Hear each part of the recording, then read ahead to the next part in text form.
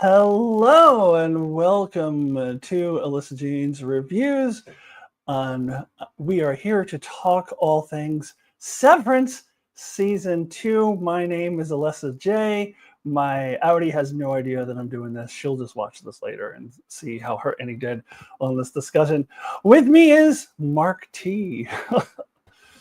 Yes, hello. Thanks. Good to join because I'm using the overtime contingency in order to sort of take control of my Audi's body. Oh. Allison in the chat asking who took my pineapple. I had kind of forgotten about that because they gotten away from the pineapples later in the season, but pineapple was like a thing in the early season. Like, yes. It was a theme, yeah. So before we get into this, Mark, there's just something I've been dying to say to you. I have to get this off my chest. I have to say this to you. And that is this.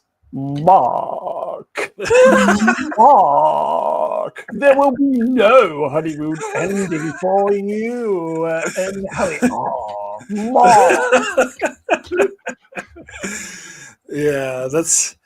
It's better than people always used to go up to me and say, "Oh, hi, Mark," all the time. I got sick of that, so this is better. Mark. I'm not gonna lie, this is probably about 80% of the reason why I wanted to do a discussion with you about this, so that I could say Mark. I mean, I also really wanted to talk about this show with you, but also I just wanted to say Mark. Fair enough. I mean, I can go around and say that to my dog, but her name's not Mark, so it's well, there you go. Yeah, it makes more difference because my name actually is Mark. So there we go. All right, so we'll start with you, Mark. What is your overall thoughts on season 2 of Severance? Now, I had a few nitpicks and a couple issues here and there, a few minor things, but I think this is an improvement on season 1, and I think that it is one of my favorite seasons of all time. I loved it. To me, I sort of made a comparison to Lost, not just in the terms of all the weird mysteries, but in terms of like season 1 was a bit more straightforward, a bit more accessible to the public, but season 2 is when it really delved deeper into like the fantasy aspect, and that's not to say that element wasn't there in season 1. It always was, but they really just really jumped in it, and which I was really excited for. And to me, like season 1 had like a little dip in the middle. It kind of dragged a bit. I did love season 1, but I didn't think it was like the best season ever. Where this season I did think was the best season ever, because every episode, except for one, but every episode was like jam-packed and like meaningful and exciting and just powerful, and didn't drag at all. It sort of more got into like the nitty-gritty of it and made it sort of expanded the story. And I was actually worried about season 2 before it started, because I heard there was a lot of behind the scenes turmoil and problems and like fighting between the showrunners, and I thought I heard one guy even quit or something over creative differences. So yeah, I was worried when I first started watching it, but then I turned out to be fucking amazing. So yeah, a lot of interesting like theories and weird shit of what's going on. What I do like about this, especially if you're going to compare it to Lost, is that it answers questions more than Lost would, and the showrunners had promised that they didn't just make shit up, that they had something in mind, and everything will be answered eventually. I've been burned by showrunners before, but I'm going to believe them for now. But anyway, showrunners said the same thing, and they were full of shit. So that's what I'm saying. I've been burned by it before, but I mean, they said that they had an idea for the overall thing, but it was such an extreme, vague idea. And we used to think, oh, yeah, they're going to answer everything. They didn't. But we'll see if they live up to that. But so far, I think they have a better track record than Lost. Yeah, let's see. Brooke in the chat, thank you for joining. Says, I know Mark liked season 2 better. Curious for Alyssa's thoughts. I, for one, enjoyed both seasons equally. And well, I'll give my thoughts right now. I think I also liked season 2 just a touch better. And I think I liked the finale of season 2 just a touch better, which I thought it was going to be hard to top season 1's finale because I thought it was phenomenal. I thought it was like the peak of that season. But I actually, it was super easy. inconvenience. Yes, it was. And I now think season 1 finale is the third best episode of the series because of we'll get into it later on, but that episode 7 to me is a masterpiece. And I think that this season is a masterpiece. I agree, it's one of the best seasons. And I should like backtrack, like talk a little bit about how I got my history with the show. Is that I watched season 1 for the first time about 2 weeks before season 2 came out. And that is because I had heard about the show and it always sounded like something that I would like. But I also heard, oh, there's a cliffhanger ending and we don't know when season 2 is going to come out. And I was like, well, I don't want to watch a cliffhanger ending and then who God knows when season 2 will come out. So I waited until a little bit before season 2 was going to premiere, and then I binged season 1. And then I think I finished about a week and a half before season 2 premiered, and then watched season 2 week by week. And I actually had a friend. I have some friends who do watch the show, and one of our friends hasn't watched it, and she asked me, "Is it better as a binge? I mean, does it work as a binge, or is it better to watch it, week by week?" And I think it works both ways because I did season 1 binging and season 2 week by week. I think I really enjoyed watching season 2, like digging into theories and like chewing on things and talking with my friends. It's been a long time since there's been a show like this where I have friends in real life that I can talk to about it. And then people online, and then watch all these YouTube videos with all these different theories and all of that. But it also was a great binge. Season 1, I just kind of plowed through it in like 2 or 3 days.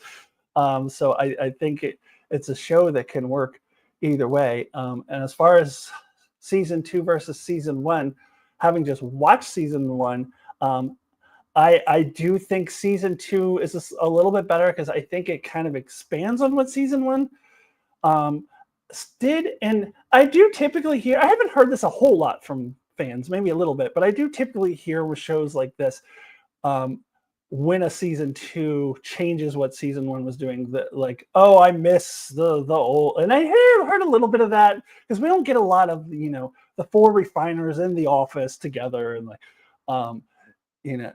they're separated a lot. Miss Cobell is completely separated from them all.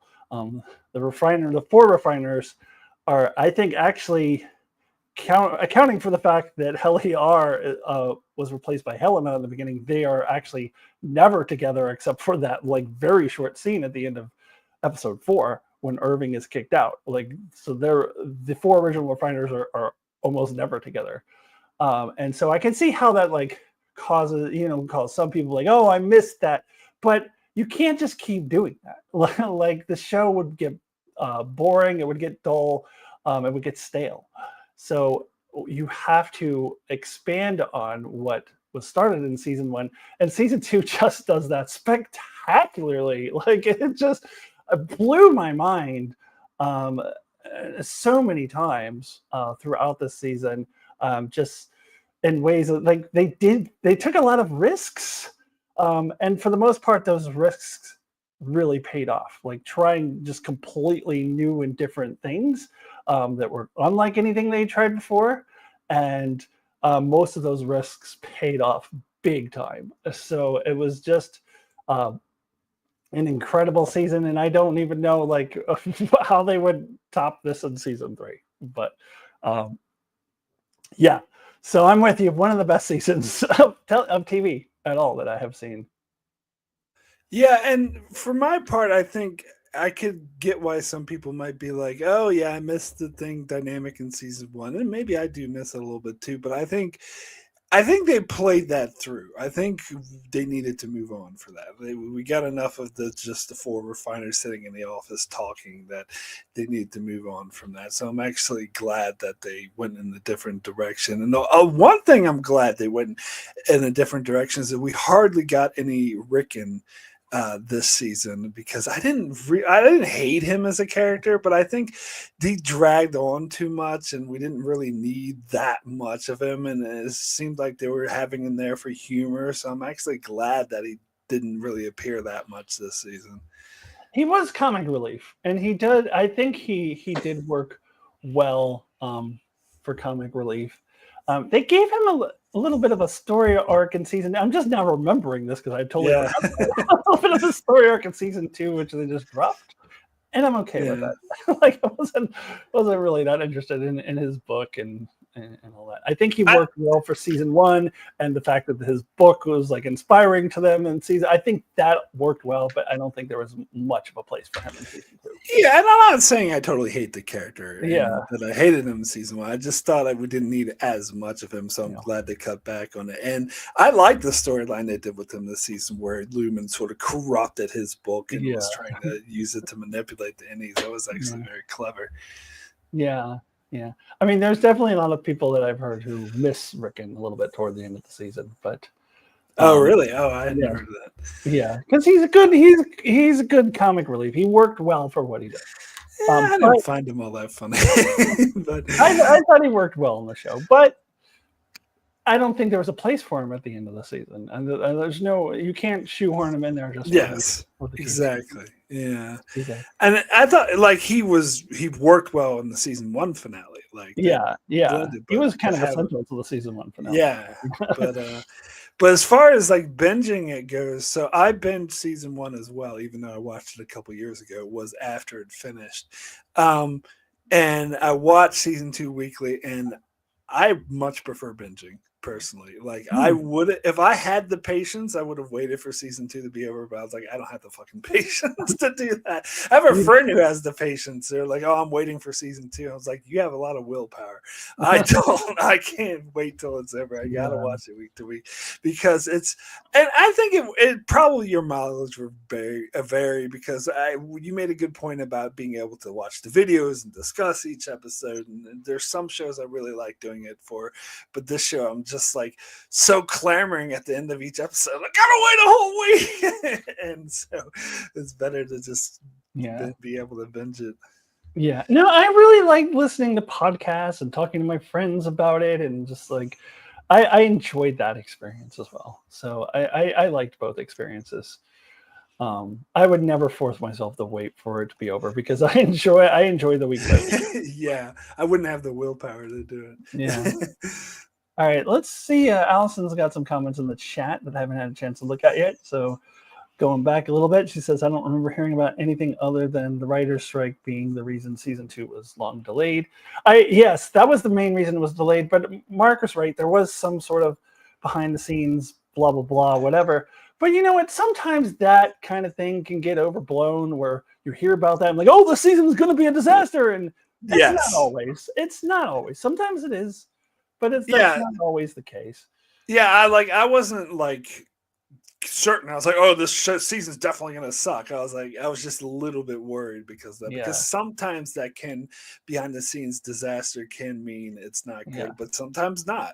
Yeah. And I think a lot of critics will prejudge things. Oh, there's behind the scenes thing, therefore this sucks. And I'm like, no, you gotta like judge it on its own merits. But it was a combination of the writer's strikes and that just why it took 3 years, like the combination of both those things. And Ben Stiller has come out and say it will definitely not take 3 years unless there's another pandemic or a writer's strike or whatever. But barring any of that stuff, it should not take 3 years. But it does take a while to make this show. So I interpreted that as probably we're in the House of Dragon timeline, like every 2 years. 2 years, yep. So that I would expect in 2027 we'll see it. The next season, and that's going to be a long 2 years waiting.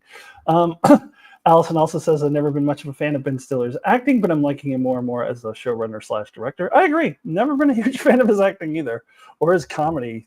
No, I hate his comedy. I used to wait for some book series to be finished before I would read them. Wow, that's a that's a lot of patience. And just in case you don't know, his book is available free on Apple Books. The actor reads it. There are some funny parts. I assume you're talking about Rickon's book because I have heard about that.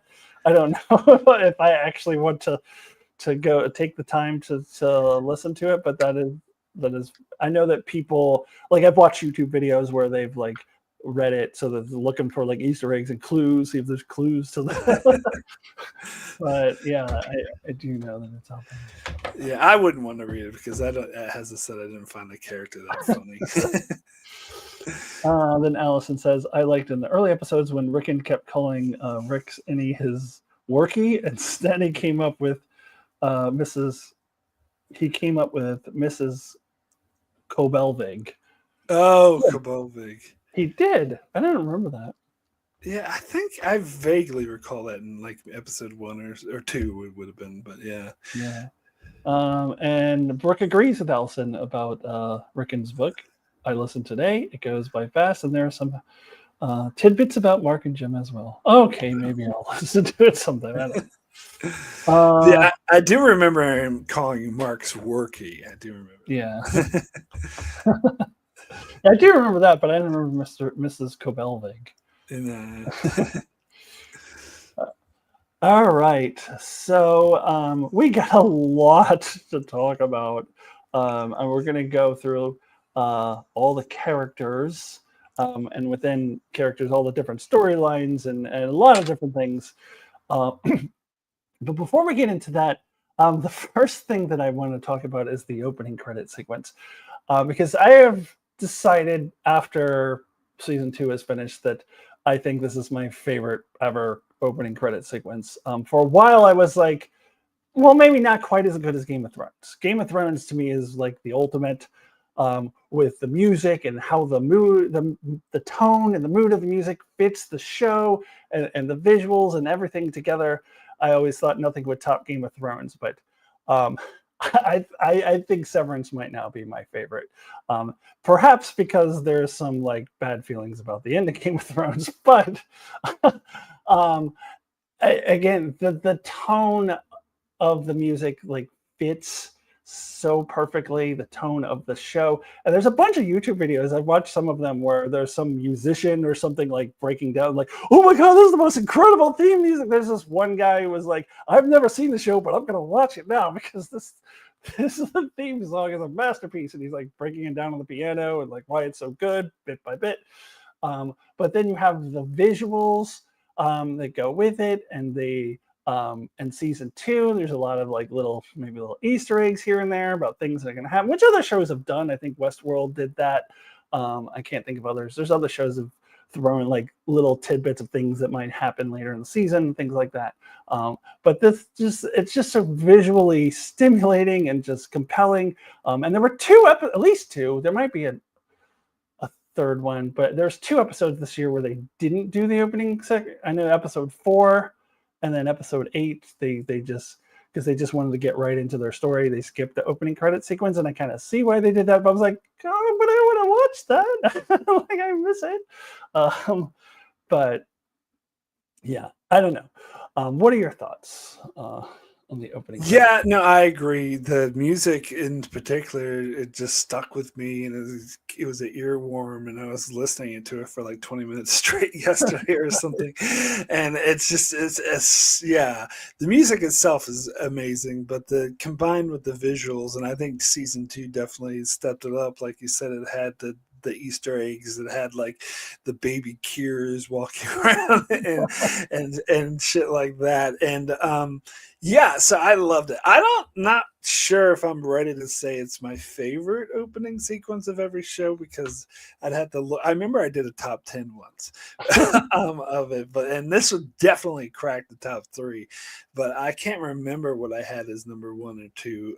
If it was Game of Thrones, then I agree with you. This is better than Game of Thrones, but I think it was Game of Thrones, so this might be my favorite one now. Yeah. And again, that might be the same thing, influenced by the fact the ending was so terrible. but yeah, it's definitely up there. And I think the music is better. I will say that I like the music better. I think this is like Yeah. Like it's all minor keys, and it's just like it just fits so perfectly. It's an earworm too, like you said. It just Yes. um. It's like, yeah. But it's definitely like one of those intros like you never skip. Like the Yeah. skip intro thing goes up and like go away. Like, Yeah, like I said, those 2 episodes where they didn't have it, I was like, oh, come on. yeah. I think they didn't have it in episode 1 either. Oh yeah, okay. Did they not?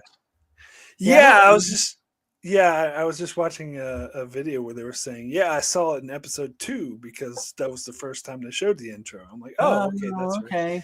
Yeah. By the way, I'm going to rewatch this season. I have not yet, but I'm looking forward to rewatching this season. Yeah, I need to do rewatch that. the whole first 2 seasons. I think I'm just going to rewatch this season. Yeah, I rewatched season 1 right before season 2 came out, but yeah, I need to rewatch season 2 before Apple Plus goes away, which is going to soon. I'm going to unsubscribe from it. Allison said, "Did you ever see the Game of Thrones intro made with cardboard models?" No, I did not.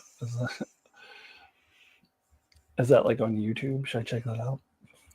I've not seen that. I'm sorry, this is a bit of but I saw a Game of Thrones theme song. It said 90s version. It was 100% 80s version. And it pissed me off that they labeled it. Oh yeah, I think I remember talking about that before. Yeah. Then it was the 80s version of it. Yeah. Allison says, next season theremin intro, played by Miss Wong. Oh right. Is that what that thing is? Yeah, it's called a theremin. Okay, right. So a little known fact about my favorite band, Fish. They've used the theremin a few times, and the only time that they've ever played the theme song for Star Trek, they used it with a theremin. They went. All right. It's a good song to play with the theremin. Okay, so all right, so we're gonna go through characters. I'm gonna start with Dylan. So this was, by all definitions, a subplot, a side plot, and I think this is one of the things that like makes this such a great show and such a great season, that even the side plots are really engaging and thoughtful and just make you think, and like you really care about the characters. You get like almost every other show I've ever watched, there's at least one side plot that I don't particularly care for, and I'm just like, oh, okay, let's get past this.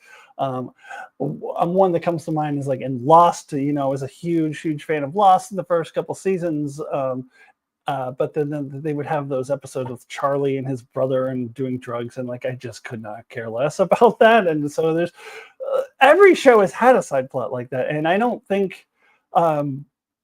We'll talk about Miss Cobell later. Maybe that's one that I didn't love as much, but it's still, I don't think any of the side plots were bad. And I think, starting with Dylan, and then we'll get into Irving next. I think, although Irving is a little bit more tied into the main plot, Dylan is not. His story is not really tied into the main plot at all. It's completely side plot, but it's so good, and that's just speaks to how great this show is.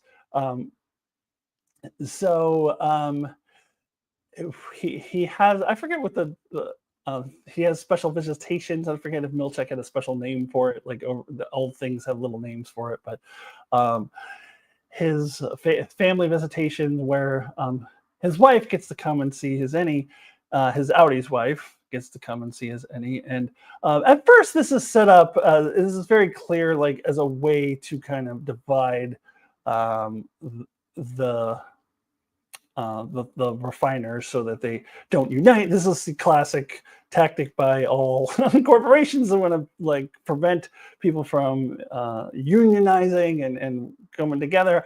And that's what happened at the end of season 1. So they're trying to separate them by going, hey, Dylan, I've got this little special thing, but it's just for you. Don't tell anyone about it. And that's initially like what it was, but that actually doesn't end up amounting to much. Like it doesn't become a thing where like the other people get mad at him. But in fact, Dylan tells Helly off screen later in the season. It doesn't matter because it develops into something a lot more interesting in that, which we have this where Gretchen, his wife, really develops a thing for Dylan the Innie, and then eventually kisses him. And then so a lot of people asking the question, is this cheating? Is she cheating on her husband? And I think the show answers with a pretty resounding yes that it is. And I think that most people, myself included, would probably agree with that, because especially once she lied to him initially, said that she didn't go see his Innie that day when she actually did. Then I was like, well, you're obviously hiding something and you're cheating.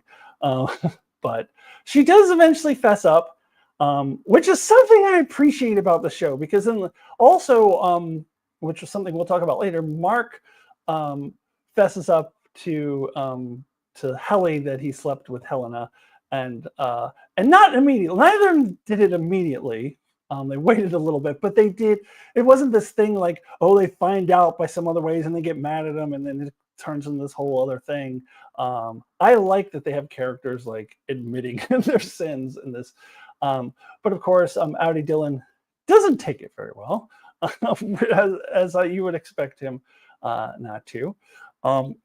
And then so Gretchen has to break it off with Dylan. And it was a heartbreaking scene when he's like, Gretchen, he made her a little paper ring, and it was it was heartbreaking. But you can kind of understand both points of view. And we'll get to I want us to talk about the letter at the end as a separate conversation, but let me get your thoughts so far on this plot with Dylan and Gretchen and Gretchen cheating on the Audi with the Innie. Yeah, so yeah, I did really enjoy this storyline, and I agree with what you said about how none of the side plots were really bad. I would say we'll get to Mrs. Cobell, but I think it wasn't bad. It was just not paced correctly, but we'll get to that. But the season one, as I said, Rickon was a storyline I didn't like, but there wasn't any season two. Was why I loved this so much. But anyway, with Dylan, I like that scene that showed his Audi. We follow his Audi in episode 2, where he's trying to find a job, and it's really interesting that he's basically can't find a job because what's on his resume is severed, and people hold that against him. I think that's really interesting world building, that people don't want to touch severed workers, so it makes Lumen sort of have a greater hold on them because that's their only thing. And plus, it was weird the way like the guy was interviewing him like looked like him, and they were making the shots like show that it was just the touches that the show does to be all weird. But yeah, but the thing, yeah, with his wife now, whether it's cheating, I actually think it's a little bit murky. I would lean towards yes, it is cheating, but I think it's not the same as if Gretchen went out and just met some guy at the bar and slept with him. It's a bit different, and I don't know. Like I can get Addie Dillon's response of why he would be pissed off about it and think it's all kinds of fucked up, but at the same time, from any Dillon's perspective, it is kind of his wife, and this is something they talked about in season 1, where he was like, "Oh, I have kids, I have a wife," and so it's kind of his life too, and they're kind of the same person, sort of. So so that's why I think it's a little murky, and I love the way that the show in season 2 delved into this deeper. They sort of test the barriers of the differences between the Audis and Innies, and sort of defining how similar, different are they, and I think that really tests us, and I think that's interesting. And I also think with Dylan, you did see him throughout season 2 kind of hold back a little bit more because he didn't want to get in trouble with Milchek, because he didn't want to he wanted to be able to continue seeing his wife. So that's the only difference I think that made with Milchek's evil plan, which I agree that is the kind of shit corporations will do, and I think that was actually a brilliant plan for Milchek. We'll get to all the other stuff he does later, I'm sure, but I think Milchek was actually very smart with all the tactics that he did in this one in particular. But I like, and it did make a difference too, because at the end, Helly was like saying to Dylan's like, help me find the hallway. He's like, no, I don't give a fuck about anything anymore because my wife's leaving me. So it did like affect things. And then Helly was on her own because Marc was out sick and Irving was gone. And so she was like on her own, and instead of the refiners all trying to figure it out together. So it did make a difference. And yeah, and I love that we got, because in season one, and I know, I'm not saying this is a bad thing. I know why they did it, and it was great the way they did it. But in season one, we didn't get anyone's outie except for Marc's, and so it was interesting seeing delving more into, Irving's has a whole thing, so I wasn't not surprised we delved more into his outie, but seeing Dylan's outie and getting more into that and how he was kind of apathetic and his marriage was falling apart, but his innie had that strength that he used to be. And so yeah, I think it was a really nice touch to the show. Yeah, we actually don't get Dylan's outie at all in season one. We get Irving's and Helly's in the last episode, but because Dylan was doing the overtime contingency thing, we don't get his outie. We see him as the innie in his closet, and when his kid comes in, but we don't see the outie at all until. Well, we don't actually see Helly's outie at all, because she's controlling the body when in the finale. Oh, that's true. We don't actually. You're right. We don't. But we do see. I think we get one scene. I think we get one scene with Irving's outie though, with him like painting and shit. Yes, we do. But we do at least see what her life is. We don't get anything at all, and we don't get Gretchen until season 2, so we don't get anything at all about Dylan's outie. Well, except for the kid, the scene with the kid. Other than the kid, like we don't, which is just kind of like that's all you get. Like there's a kid, and that's kind of a mystery. But you don't like the whole thing about him having a hard time getting jobs. Which, by the way, Allison said, "Did you hear the show creator was working in a door factory when he came up with the idea for the show?" I did hear that. So they put the door factory into the show, which was pretty nice. But going back to what you said about. Is it cheating? Is it not? Are they the same person? I think that is a fundamental question that the show consistently asks. Are the innie and outie the same person, or are they two separate people? And I think the answer is yes. Yeah, exactly. They're both. They're both. We see Dylan's outie very briefly in season 1. He's hugging his kid and asking Milchek if everything is good. Oh yeah, that is right. We did see, like, for a second, but we didn't get any information on it. We got a bunch of information on who Helly's outie was. Yeah. In the finale, we get a bunch of information on. We know that at least that Irving's outie is painting something mysterious, and he has all this information about people work for Lumen. So we, even at the end of season 1, we're already kind of getting the sense that he's like kind of working against Lumen a little bit. Dylan, he has a kid, and we don't see his wife until season 2. But we get a lot more about him in season 2. Brooke says we see the tape Helena makes denying Helly's resignation. That's right. So we do see Helena in season 1. Oh yeah, and also do we see her right before she goes to work talking to Milchek as well? Yeah. So we do see a little bit. So a little bit of the outies. Yeah. Season 2 delves a lot deeper. Yeah. But my whole point was that we see like who she is. She's the CEO of she's an Egan and all that, and we get a sense of what Irving is doing. And Dylan, all we get is he has a kid. That's so I want to get to the ending, and then Dylan's outie, or Dylan's in, he tries to resign, which basically is he's killing himself. And based on what Dylan's outie said before, you would think that he would be all right. Let me sign on to this, and but he doesn't. I get the sense that after his initial outburst, he kind of sat on it a little bit, and contemplated a little bit. And then he writes this letter, and I love how the way that it's written is so Dylan. So that's where like if there's the same person. I love how it's like, I have a 3-point argument to make. Number one, fuck you, like all capital letters. But then goes on to say, I can understand why you would, love Gretchen, because I love Gretchen, so that makes sense. And then goes on to say that, you know what, I wish that Gretchen could see in me what she sees in you. I didn't know that you were such a confident badass. I wish that I could be that. And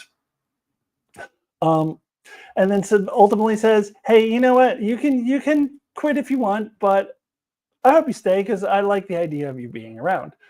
Now I've heard, excuse me, the point of view that this is much in the way that Marc's outie is really condescending to his NE, which we'll get to a lot later, where he kind of doesn't really fully recognize him as a full being. I've heard the point of view that it's Dylan's outie is also like, well, you're just this thing to make me feel comfortable that there's a part of me that's really confident, but not really seeing Dylan's agency or any Dylan's agency or his wants, needs, desires, and those sorts of things. And yet, in the end, Dylan's reaction after reading this letter is the next time you see him, he's like throwing a vending machine up against the wall.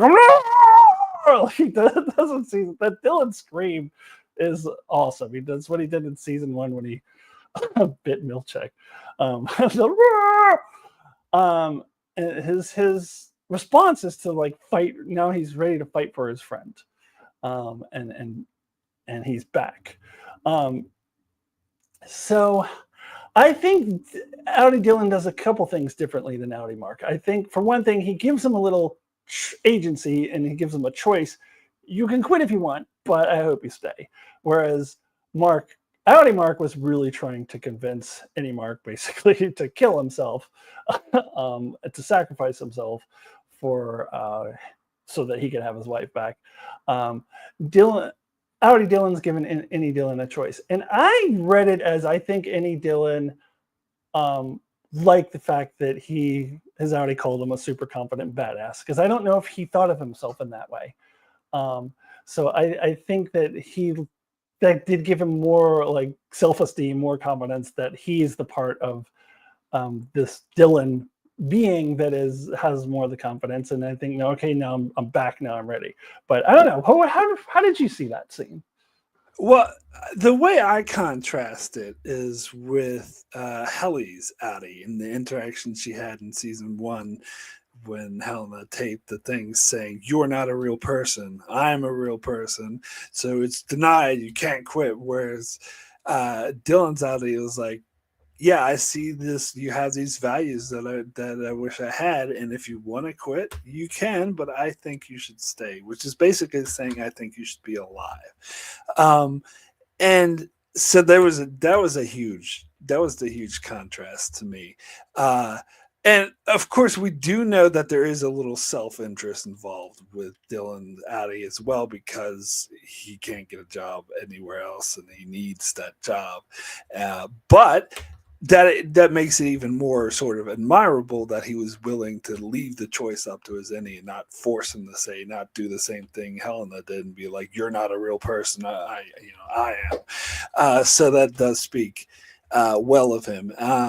And yeah, I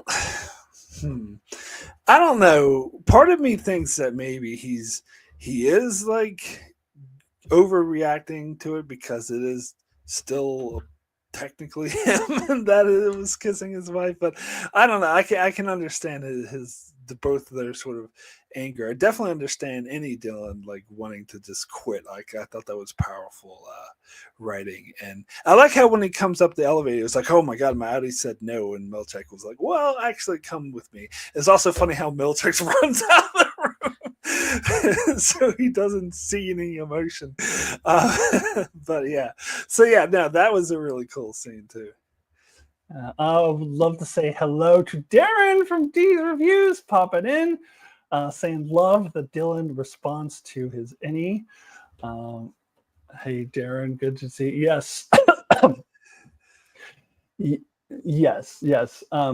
And I don't think he was overacting, honestly, because it's not, I mean, it is him, but he doesn't remember that. Like, she doesn't treat him as in his life, his memories, that same way. But I think that I feel like he contemplated, he's going to strive to be more like his Annie now. I really agree. Like, I think that, and I think the fact that he exists is kind of motivation for him to like, I can be this way, I am this way, and when I'm at work. And another little side tangent I want to get on is like how interesting it is to me that I really feel like the innies are the outies in their purest form without all the experience. And they have no memory of all their experiences. So this is what they would be like without all of the hardships, all of the stuff, you know, Dylan not being able to find a job, being, you know, seeing himself as a loser and all of that stuff. The any version doesn't remember any of that. So and I think you could look at all of the innies and see them as kind of a pure version, like, because they don't have like those experiences that kind of have brought them down. Well, yeah, I heard the sentiment that they're pretty much like the innies are like their younger selves or how they used to be. Yeah. Because there was a comparison to Mark when we saw the episode with flashbacks of him that he was more like his innie. Yeah. And Helly, apparently, like Helena when she was younger used to have the fire of cure and doesn't anymore. So it's like, so I heard that other theory was like, yeah, without all those experiences, they're kind of reverting back to how they kind of used to be when they were young. That's like they're them at their purest form. Okay. Okay. And I was also going to say I agree with what you said about what was it, something about the Dylan's when he says point one, fuck you. I can't remember what I was going to say, but there's something you said about Dylan about Dylan's any and why he agreed to stay, that he thought that he liked the fact his Audi called him a badass and that made him feel good about himself. Yeah, because at first I wasn't sure. Like I wasn't sure how he was going to respond, and then the next time we see him, he's like, whoa, throwing the thing. But that's how. So I love that. Okay. All right. Anything else you want to add on Dylan? Nope. We move on. I want to move on now to Irving. So I'm going to kind of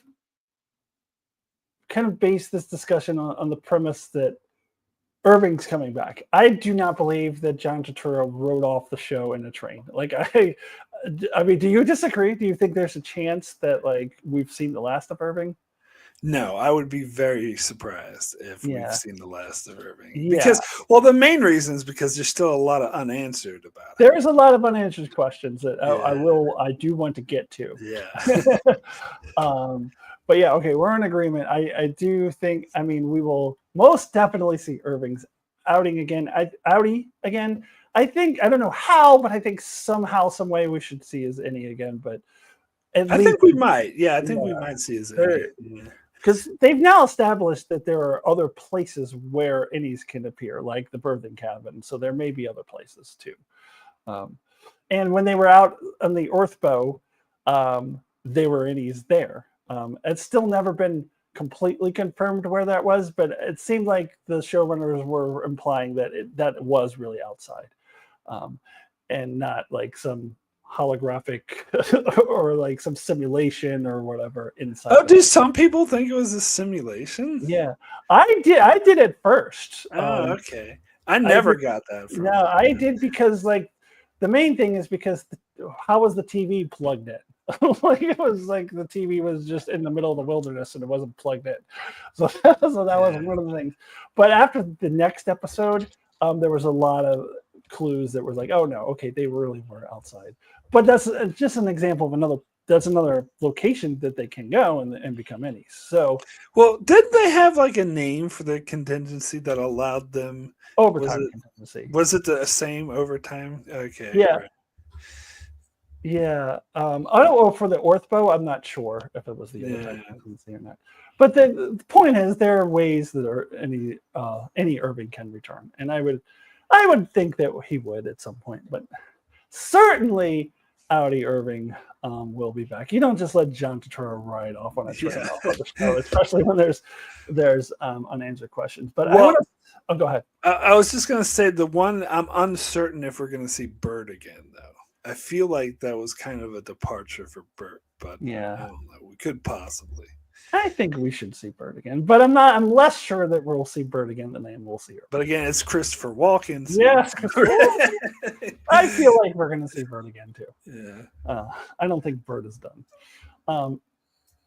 Okay, so I want to start the conversation about Irving with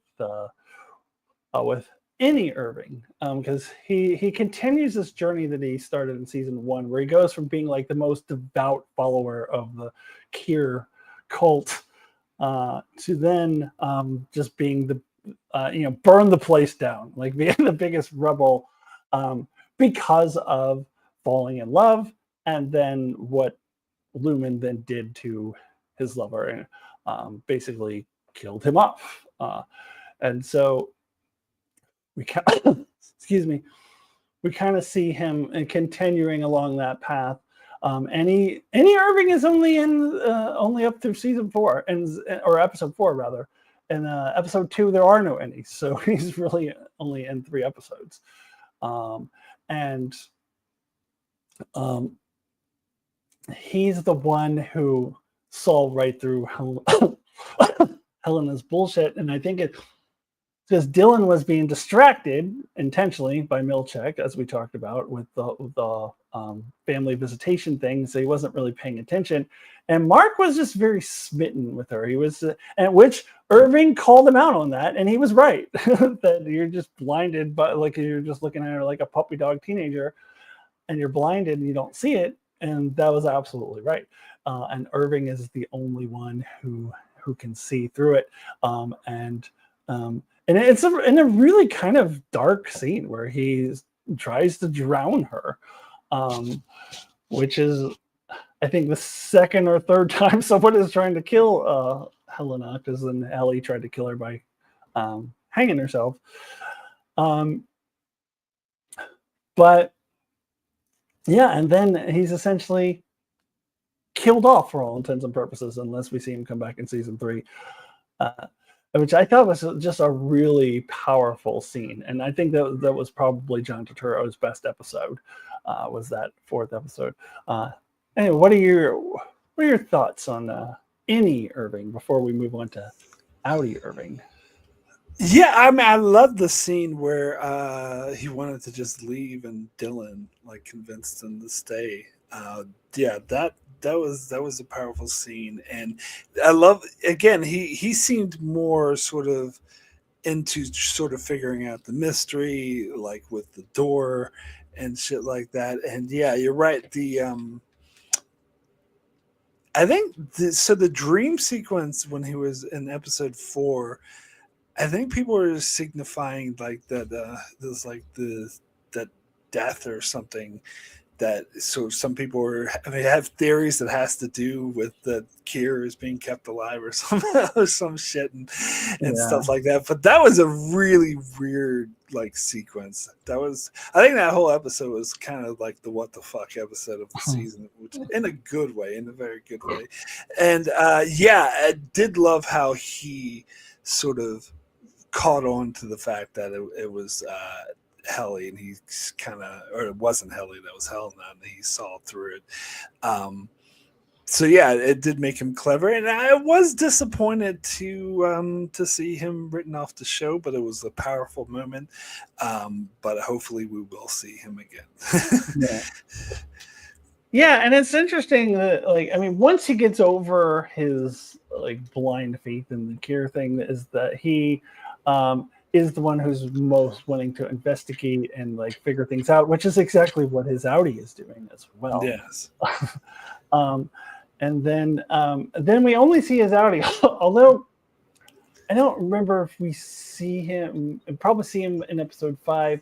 Then episode 6 is the big one. And then there's 2 episodes where none of those people are in it, and then he's in episode 9. So we don't see him very often either, to be honest with you. Yeah. But his Audi to me, I actually still, now that we've gotten a lot on Dylan and we've gotten a lot more on Helena, and of course we've always gotten a lot on Marc, I still feel like I know the least about him. We got in episode 9 that he's never been in a relationship before. Otherwise, I didn't know. Does he ever had a husband, a wife, kids, any of that? I don't know. We know he was in the army. But I don't know very much about how he came to Lumen. And I think there's a lot of mystery around that. And like getting into one of the unanswered questions on him, like how Audi Irving knows to draw the testing room elevator or paint the testing room elevator, and how he knows some of the things that he does. There is an implication that there perhaps was a different any version of him in the past. Perhaps even he might have been an early test subject for the testing floor, and then they decided, no, that's not the direction we want to go. Let's just throw him back up to the severed floor and let's get Gemma in here or whoever.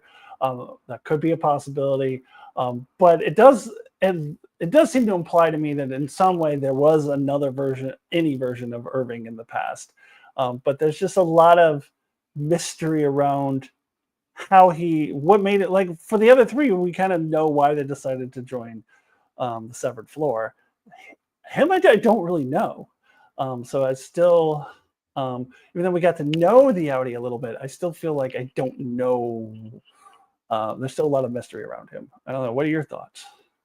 Yeah, I think he's the character that there's, to me, this is the most like unanswered, like where there's the most mystery around, like how does he know about the door and the floor? Why does he have everyone's like name and number? Why is he looking people up?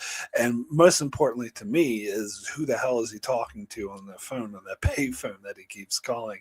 And it's interesting, like, because he says stuff like, oh, I think my innie got the message, or something like that. So there's definitely, so you get the idea that, and some people like theorize it was Ragabi. I really don't think that's the case. I think that there is a third party that we have not been introduced to yet that he's involved with. Like, I heard the theory could be a rival corporation using him as a corporate like spy doing corporate espionage, and that could be the case. Or it could be like an anti-Severance group. Like, it's still, yeah, it's still like completely a mystery of but I don't know, again, I have this pure speculation, but I think that how he came to Lumen was as an infiltrator, as he purposely got a job there in order to infiltrate them. Now why and for who, no idea. Yeah, but how do you do that if your memory is wiped out? Like, how do you really infiltrate? I mean, like, so him as the Audi, he decided to be an infiltrator, and he would go in, and then he would turn into his innie, which he had no control over. But that's why he was trying to send the messages with the paintings, like drinking coffee and staying up all night. Yeah. And getting the paintings drilled into the head. And we saw in season 1, which I didn't get yet, it just seemed like weird shit at first, how he would dream about all the black shit coming out the wall. But we saw that it was partially working. So yeah. Yeah, but how does he know about so are you saying like someone else found out about the testing room floor and showed a picture of it to Audi Irving, and like, how does he know about it? See, that part I have no idea. Yeah, about, I mean about the floor. that is a possibility. There's also I still think there's a possibility. There's some past iteration of an any. There's a lot of possibilities. We don't know. Yeah. And it's funny that you say that the phone call, the person he's calling is most important. That's the least important thing for me because I don't think it matters that much right now. Like everybody was. I mean, to me, it's just the answer is some third party that we'll see in another season, and like. Well, so the reason why I think it's most important to me is because I think it will drive his whole motivation. Like, why is he doing what he's doing? To me, that's the most important. So, who that third party is, like whether it be a rival corporation or a anti-severance group, that to me that is the most important factor. Well, if he is indeed was always infiltrating, then that would be the most important because those would be the people who set him up. But to me, the most important question is how did he come to Lumen? So if the answer is he wasn't always infiltrating, then that third party becomes less important to me because I'm more interested in how why he went to Lumen, how he got to Lumen. So if that third party is not the reason, then to me, I guess what I think is less important is because like everybody was theorizing, is it Ragabi? Is it Miss Cobell? Even heard the theory that it was Natalie and she's against them and all this stuff. And I'm like, it is none of those people. I always do that. It was never anyone that we had met yet. It's somebody off screen we haven't seen yet that will become important later. So to me, that's less important, unless it ends up being that they are the ones responsible for Irving joining Lumen, and then they do become more important to me, because that's the most important thing to me, is learning why he joined Lumen in the first place, because we don't know. Yeah, I guess I just assumed that it was this third party of why he joined, but that is just an assumption. Like, I don't know for sure. I didn't even actually think of that until you just said so I don't know that that's necessarily but the case. But I don't know. I still think even if he came to Lumen another way, I still think it's important because that's who he's working with currently. Well, I guess it's not that it's not important. It's just that I don't care right now. Like, it's not important right now. Like, because I know it's not a character we've seen yet, and so it's like that'll become. We'll get that later. Yeah, I mean, but it's a burning question for me. But yeah, I do think that it is. I agree with you. It's not going to be any character we know. I think it's going to be a third party that will be introduced in season 3 and maybe become a factor. Yeah. I watched some video where somebody pointed out there was some Easter egg, and maybe it was like in a newspaper clipping or on the computer or something that you had to like screenshot and look closely at, where it mentions a rival corporation specifically. I forget what the name of it was. But so that does lend credence to the theory that it could be a rival corporation that's trying to infiltrate Lumen. So could be. Darren says very interested in Irving's story in season 3. Agree, he's very important overall. Yeah, I'm also very interested. I mean, that's why I'm certain they're not going to write him off the show. Like, there's no way. It's too important. Yeah. So let's get into a little bit about his meeting with Bert. And I actually joined Darren and Rob when they were doing their discussion on episode 6. I joined them in the chat and just talking about like. It's just those 3 actors just sitting around at a table. Like, I love all 3 of them: Christopher Walken, John friggin' Noble, and of course John Turturro, all sitting around the table. Where do you land? Just a quick side question: John Noble, Denthanor, or Walter Bishop, or what? What did I say? Probably Walter Bishop. A Denethor. Denethor. That's Denethor. Yeah, probably Walter Bishop, just because there was a lot more of him. I've seen more of Walter Bishop than that, but I kind of know him as both. Like, yeah. I mean, to me, he's Walter Bishop, and he's just such a great actor. And the 3 of them just sitting around a table, like they could have just given them no lines and just like, you guys just go for it, which I don't think is what they did do. I think they did have lines, but I think they could have, and it would have been friggin' amazing. And that's when we first start to get the hint that something is not quite right with Bert. And I do like how they didn't feel like they needed to spend a whole lot of time over explaining this.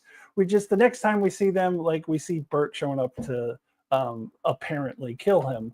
And so they just like, okay, we know that Bert works with Lumen. They didn't have to like spend a lot of time. Like they gave us the show does a really good job of not hand holding us, which I love. Like it just gives us enough for us to figure it out on our own, and respects the intelligence of the audience, which I really love.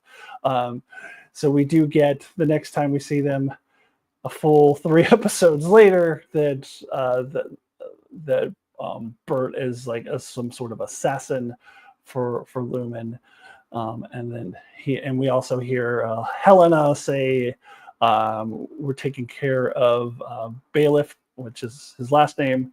We're taking care of that problem. So that turns out to be the case. But I think this is the first inkling that I think Lumen's ultimate goal, which we'll talk about later with the Cold Harbor, and trying to like isolate any completely from the experiences of the other parts of the self. I think that we're already seeing that is failing, because we start seeing Audi Irving falling for Bert a little bit. And I don't know if you can go so far to say as that Audi Bert falls in love with Audi Irving, but he at the very least has a soft spot for him. He lets him go. He doesn't carry out his mission. I found that very interesting. I find this to be overall through the first 2 seasons one of the sweetest love stories, one of my favorite love stories in any show. And I love seeing how it affects Audi Irving, especially since this was, this is the bad guy. This is somebody he's been supposedly tracking for a while now, and has known that he is up to no good. And that he's falling for him similarly to the way that his Annie did. So I really love that. I found that really interesting. Yeah, so I agree that that dinner scene was amazing. It was like super intense. It had that sort of, it was all like subtle. It was all like subterfuge, but you could pick up on something like being really off about Audi Bird. And I wasn't like sure after I watched the scene that there was something up with him, but then I watched a couple of videos like, oh, there's definitely something going on. I'm like, you know what, you're right. There is definitely something going on with Audi Bird. And so I just wanted to ask, did you, because I watched this one video that said, and I didn't get this from watching the show, but this video that said that when Audi Bert was talking to Irving and saying that, oh, I never killed anyone, I just drove them somewhere. When I saw that scene, I assumed like, oh, he just drove them somewhere and someone else killed them. But then this video pointed out that he was severed. And so it was a different Bert that would kill people, and that's why. So he was an assassin, because he would be a severed assassin. That way, it would allow him to kill people and not remember it. Did you get that? I heard that theory, and I disagree with it, because you disagree. Okay, because that means that Bert has, like Gemma, has different innies.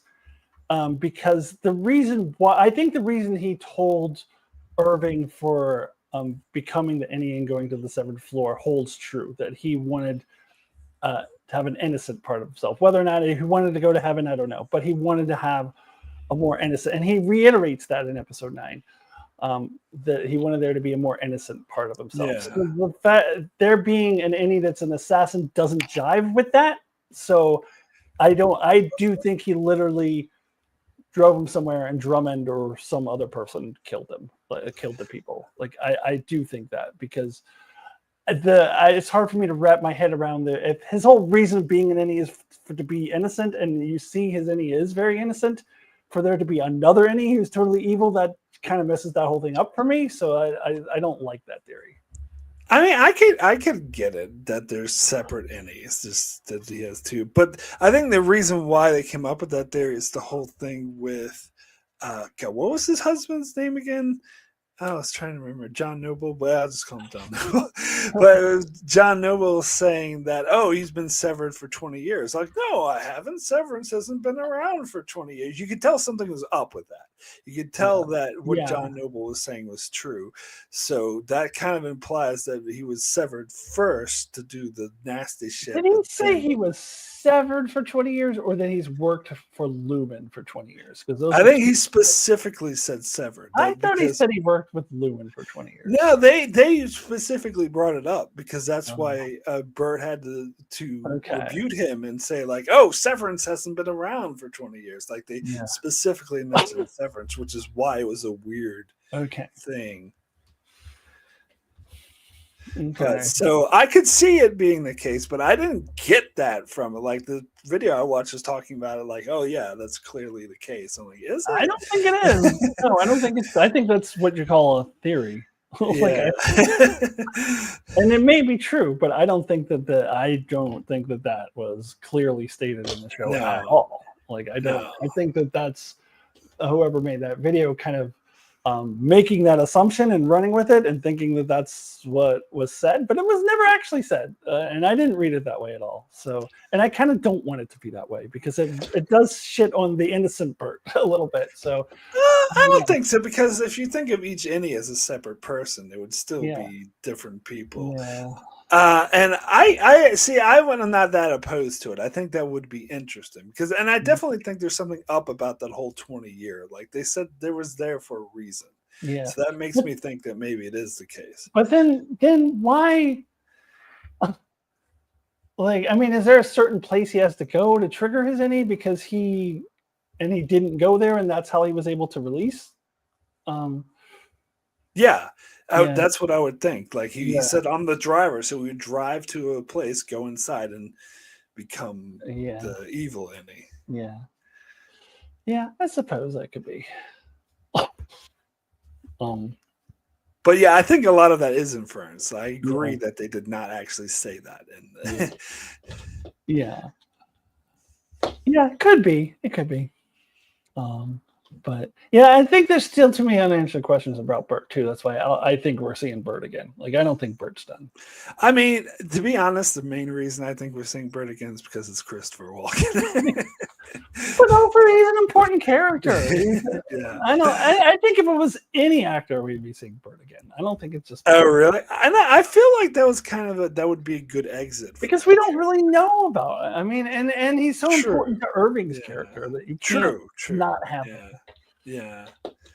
But it's just they left it in a place where it's like Bert's at, was like, if I ever see you again, I'm going to kill you. So it's going to make it. It's going to be difficult for them to.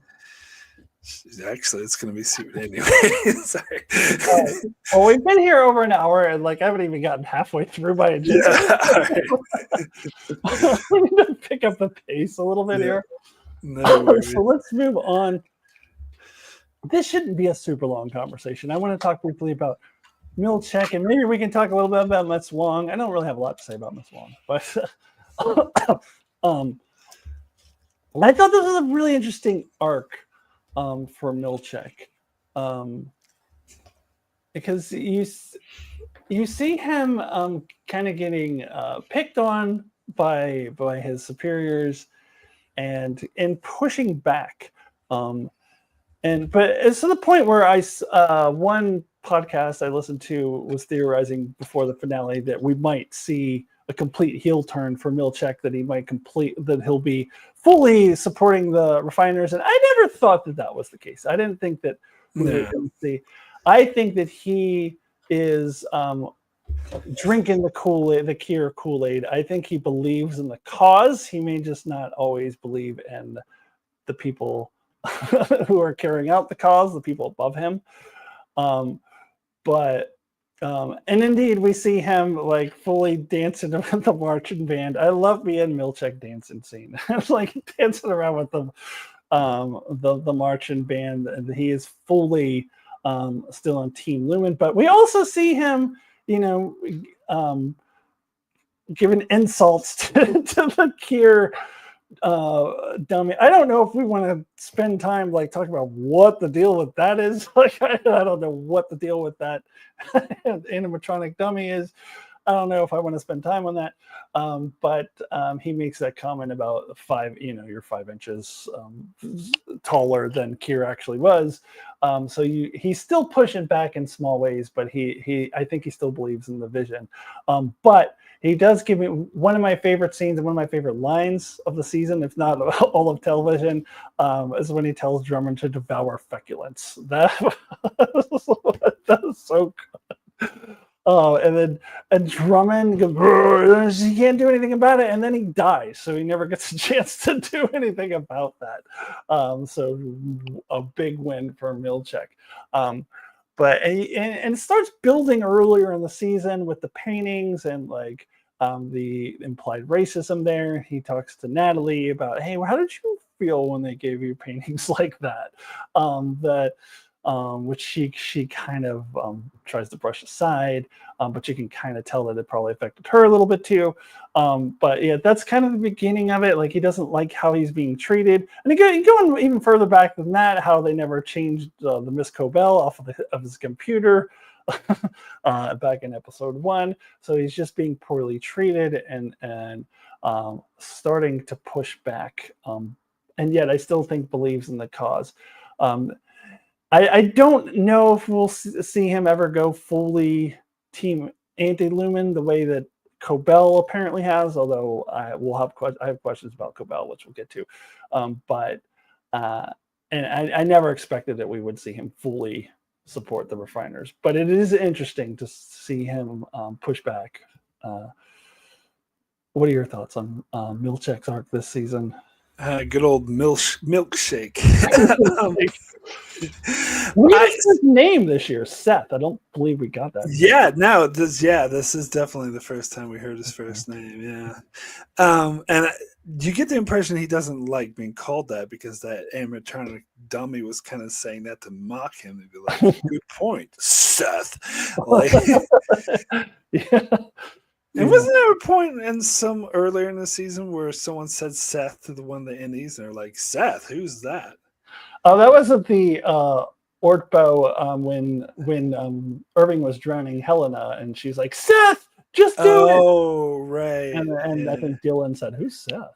Yeah, that's right. Yeah. But the thing I'll say about Milkshake is that I think he was actually much better at running the severed floor than Miss Cobell, because I think his tactic of the appeasement of, and we talked about the divide and conquer thing with Dylan, and also the way they did all the reforms, and they had those animatronic videos that apparently Keanu Reeves voiced the building or something. Yeah, like Keanu Reeves voiced the building. It's crazy. And I'm gonna just call up Keanu Reeves. Hey, you want a voice of building? It seems so random, but yeah. It was probably a friend of the show. Yeah. Ben Stiller probably knew him, but anyway. Yeah, I think that his tactic of the reforms was actually extremely smart. And it did sort of disarm them a bit, and it sort of took some of the fight out of them. I mean, they were still sort of interested in doing other stuff, but I think Drummond was like completely wrong. Like he was fucked up, being like, "Oh, your reforms failed, and you need to tighten the leash." But like, the more they tighten the leash, the like, as we see at the end, that the Indies, the more they push back. So I think that he was doing a good job and not appreciated by his superiors because they're just used to just being, heavy hand. And so they didn't really like his tactics. And yeah, the whole confrontation with Drummond was great. I think they're definitely building something towards Milchek. Again, I've heard several people say, "Oh, he's going to go full on helping the Indies." I'm not sure about that, but he's definitely leading to something, because in the finale, when they had the animatronic dummy like barbing at him and him getting pissed off with it, you could tell something was up. But I do want to briefly talk about the dummy, because I heard the theory that that's actually Kier's consciousness, in the dummy, and that the board is a literal like circuit board that has the consciousness of all the Yeah, past CEOs. yeah. Do you not think that theory has any merit, or? I mean, it's possible. It's not my favorite theory, but I think if it ended up being the case, I wouldn't be shocked. I think it's possible. I don't know that I'm kind of convinced that that is Kier at the very least, because just the way he was interacting with them, and it was like, oh, you're 5 inches taller than you were in real life and shit like that. It's like, I don't know. I think it would be really interesting if it was, and that had a lot to do with their ultimate goal. Excuse me. I saw an interview with the actor who plays Kier, as they use his likeness for the Kier dummy and the Kier cartoon and the paintings and all of that stuff. And he, I guess, also does the voice. And he says he has no idea. Yeah. And of course, he would say that anyway. But I believe him. Like, I don't think they even told him. Like, he has no idea if Kier is still alive or any of that stuff. I think that's possible. I had heard the theory before that they're trying to bring back Kier and reanimate him, and that there was part of the clone theory too. I never liked the clone theory. No, right. Where they're trying to build clones for Kier's body, but the idea that he already exists in the circuit board and that he's the board, I like that a lot better than that's their goal. That he's just already there. I like that theory, I think, better than I think the whole thing with storing consciousness, like, that fits with what they do with the whole severed thing and the refining numbers and shit like that. I guess the only question I would have about that is, since he lived in the 1800s and early 1900s, like, they wouldn't have had the technology for that then, so they would have had to gotten his consciousness after he died. So yeah, that's true. I mean, they could have like reconstructed it. True. That's true. Like, based on everything they know, so it wouldn't be the actual Kier. It would be like this, like they did with Kalis and Next Generation. Right. So. Let's touch really briefly on Miss Wong. She was an interesting character because there was such mystery around her. I think there's less mystery around her at the end. I think we basically get the idea that she is like a teenage prodigy. She was, I think a lot of the purpose of her character was to kind of show the parallels between her and Cobell. Cobell went through that similar path when she was younger. But I do... I do like how they introduced her, and I like the guy who plays Mark W, who just like raises his hand and goes, he's like, "Yes, Mark W, why are you a child?" It's because of when I was born. But it ends up not being as much of a mystery as I thought it was, because it's just, this is the part of the Lumen indoctrination that this is what they did with Cobell as well. So she was probably just born into it, and she does seem to like. We don't really get a lot of development on her, but it seems like they're hinting that maybe there's a little development there, because she tells Milchek earlier in the season, like, your mistake is that you're treating them like people, and they're not. And then toward the end there, she does seem to be she apologizes to Annie Dillon, and she does seem to be having a little bit more empathy for the Ennies. But we don't get a whole lot of her, so I don't know where they're going with her. Are we gonna go visit the school for whatever it was, and which is apparently in Norway? So I don't. I'm not sure where we're going with this character. This is a character that I could see not being on the show anymore. Yes. Yeah. I kind of don't expect to see her again. Yeah. I think she might have, similar to Drummond, just being the season 2 character. But yeah, like, Was it called the School of Winter Tide or No, the something? Wintertide was the Fellowship or fellowship. The school yeah. was called. It was named after one of the Egans, and it was this. She got the bust, Oh yes, and that's then right. that's the same Yeah. bust that Cobell had, and she went to that same Yeah. school, and it was called the School of somebody Egan. It was a different. Yeah, that's The right. Yeah. Wintertide is the fellowship that she was trying to earn. Yeah, that's right. Yeah, yeah. Um, but yeah, I don't know because she had a nice little. They definitely had a hostile relationship with Yeah, Milchek. You could yeah, tell that she was the one that told Drummond about the yeah. big She words, was. and that's why he was kind of being a dick to her after that, and um, yeah, so it was a, but it was a little interesting development there, as you said. Like that actually surprised me when she like was almost in tears and apologizing to Dylan. It did show that she oh Gunnel, there's Yeah, Allison's Allison's name. got all. Yeah, Yeah, yeah, but yeah. So it was interesting that she did sort of grow a little bit from that, and of course Milchek made her smash her toy whenever this is again just him like getting back at her. I don't know, to me it seems weird that they would, even though she's like this big prodigy or whatever, that they would have her in such an important job like what Milchek was doing in the previous season. I feel like this is just the show trying to be weird and funny. Like, oh, wouldn't it be weird if there was a kid? yeah, and also because it might speak to how little they think of the innies, like that they can be supervised by an intern, by a kid. Uh, yeah, Yeah. yeah. Uh, Why was she so interested in playing that? The what do they call it? it was like a little ring toss game.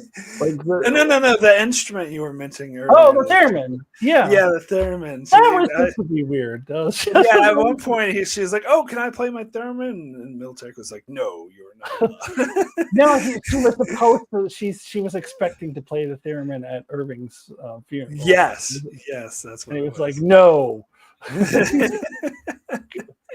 Yeah. And that's interesting. Like this, yes, I think that she did tell Drummond about the big words. So I don't think I get the impression that if she had never said that, Drummond would not care about the big words. I think that it was that she then gave them something to like just harass Milchek about. Yes, yeah, and too many paper clips. Or he was putting the paper clips in the wrong way or something. Yeah. Yeah. Oh my god, such yeah, a brilliant comment on corporate life. But Yes. all right, let's move on now to Ms. Cobell, and we don't see a lot of her. She's gone for a great part of the season, and I did hear a lot of people like kind of complaining about that, like, and that they miss her and all. Though, I mean, again, kind of like what I said earlier about like I could see why people miss the dynamic of the first season, but we're moving past that. Like there wasn't a place for Ms. Cobell in the early part of the season. She didn't really fit in there, so I didn't have a problem with not seeing her for a while, and I knew she would be back in some capacity, and she is, and she comes back in what I would easily say is my least favorite episode of the season, that 8th episode, and but still not bad. Like even my least favorite episode of the season, I don't think it was bad. I think it started off a little slow. I think there was probably scenes we didn't need, and then it gets interesting toward the end because we get the revelation that she invented Severance and that Jamie Egan stole that from her and still expected her to be subordinate. And those sorts of things. But I think, and you mentioned pacing, which I'll let you talk about in a second. I thought that those scenes, if people really miss Cobell, miss Cobell, they could have like had those scenes kind of dispersed throughout a couple of different episodes, and there's some of those scenes you didn't need at all, rather than spending one full kind of boring episode on her. I don't know. And then we'll talk about her end of the season in a second, but let me get your thoughts on up to episode 8 with her. Yeah, so I foolishly thought they were going to write her out of the show, but and I would be okay with that. Like the people saying, I knew they wouldn't because of the trailer, and I always watch all these videos that would say like, here are the scenes that are left from the trailer, and it was that Marc. Yeah, I think so I knew she was coming back because of the trailer. I think I did see one of those videos that mentioned the trailer, and that's when I was like, okay, so they're keeping her, and that's fine. Like, but I disagree with those people who were like, oh, we need to see more of her. Like, we don't. Like, for me, it's like I figured if it was important for the story to see more of her, then we would. And the fact actually like, not that I dislike the character, but I like the fact that they serve the purpose of the story. And it's like, it doesn't serve the purpose of the story to have her in a couple episodes. Now, that being said, yes, agree with you about episode 8. It was my least favorite episode of the season. I think, and again, not that it was a totally terrible, but and to me, this is the drawback of watching it weekly. Like, I don't think I would have minded this episode as much if I was binging it, but the fact that I was waiting the week to get, conclusion on what the hell's going on with Marc and his reintegration, and in episode 7 was mostly flashbacks. It was an amazing episode. I agree with you, but it didn't really push the story forward that much, but I was okay with it because it was a good episode. But then we get followed by episode 8, which is kind of boring, actually. And to me, it was just purposely halting the story, like the story was coming to a screeching halt. And I just wanted to know what happened, what was going on with Marc. And it kind of pissed me off that they wasted a week. And again, if I was bending it, I wouldn't mind as much. But I agree with you that they should have integrated those scenes. Like, there's no reason. Oh, did you? Okay, there's no reason for them to have a whole episode about her. They could have easily integrated those scenes and in with other episodes, and sort of.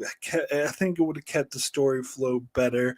And I think the scenes with her were interesting. It was actually really interesting to get her backstory, and but I just don't think it should have been its own episode. I just think that was the biggest mistake of the season, I think. Yeah, and Allison says, I thought the Cobell episode was too slow, and it was so short that it could have been half of an episode.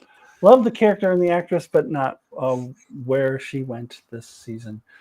Yeah, I guess I didn't have a problem where she went this season, but I do agree that, it could have been half an episode, and I think that could have just been, you could have taken those scenes and put them in other episodes, really, and not giving her... and it was a short episode too. Yeah, it was the shortest episode, I think, of the series. Yeah. So then at the end, she comes back and she appears to be helping Marc, and she has a line where she says, Marc, I care about you, Marc, and which has sparked a lot of theories. And I've heard these theories since season 1, actually, that she is Marc's mother, which unfortunately I do think is a possibility, because she does seem to really have, like, going back to season 1 and being Miss Selvig and living next to her. Or next to him, and like kind of getting all up in his life and all of that she does seem to have a great interest in him. I'm hoping there's another reason other than that she's his mother, or maybe maybe since she invented the Severance, maybe he was, I don't know, some special thing to her, I don't know, through her work or whatever. Just because the whole one character is secretly the parent of another character thing, it's not my favorite. I mean, if it ends up being the case, it'll be fine. There clearly is something there. I don't think it has to be that she's his mother, but there's something going on there that I think we're going to learn more about. She flat out says, Marc, I care about you.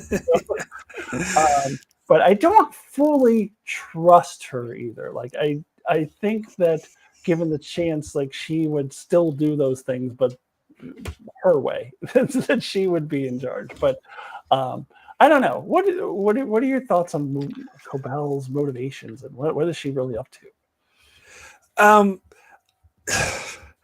yeah, I don't know. I tend to take her more sincerely. Like, I think she's like completely gone to their side. Like, I don't know.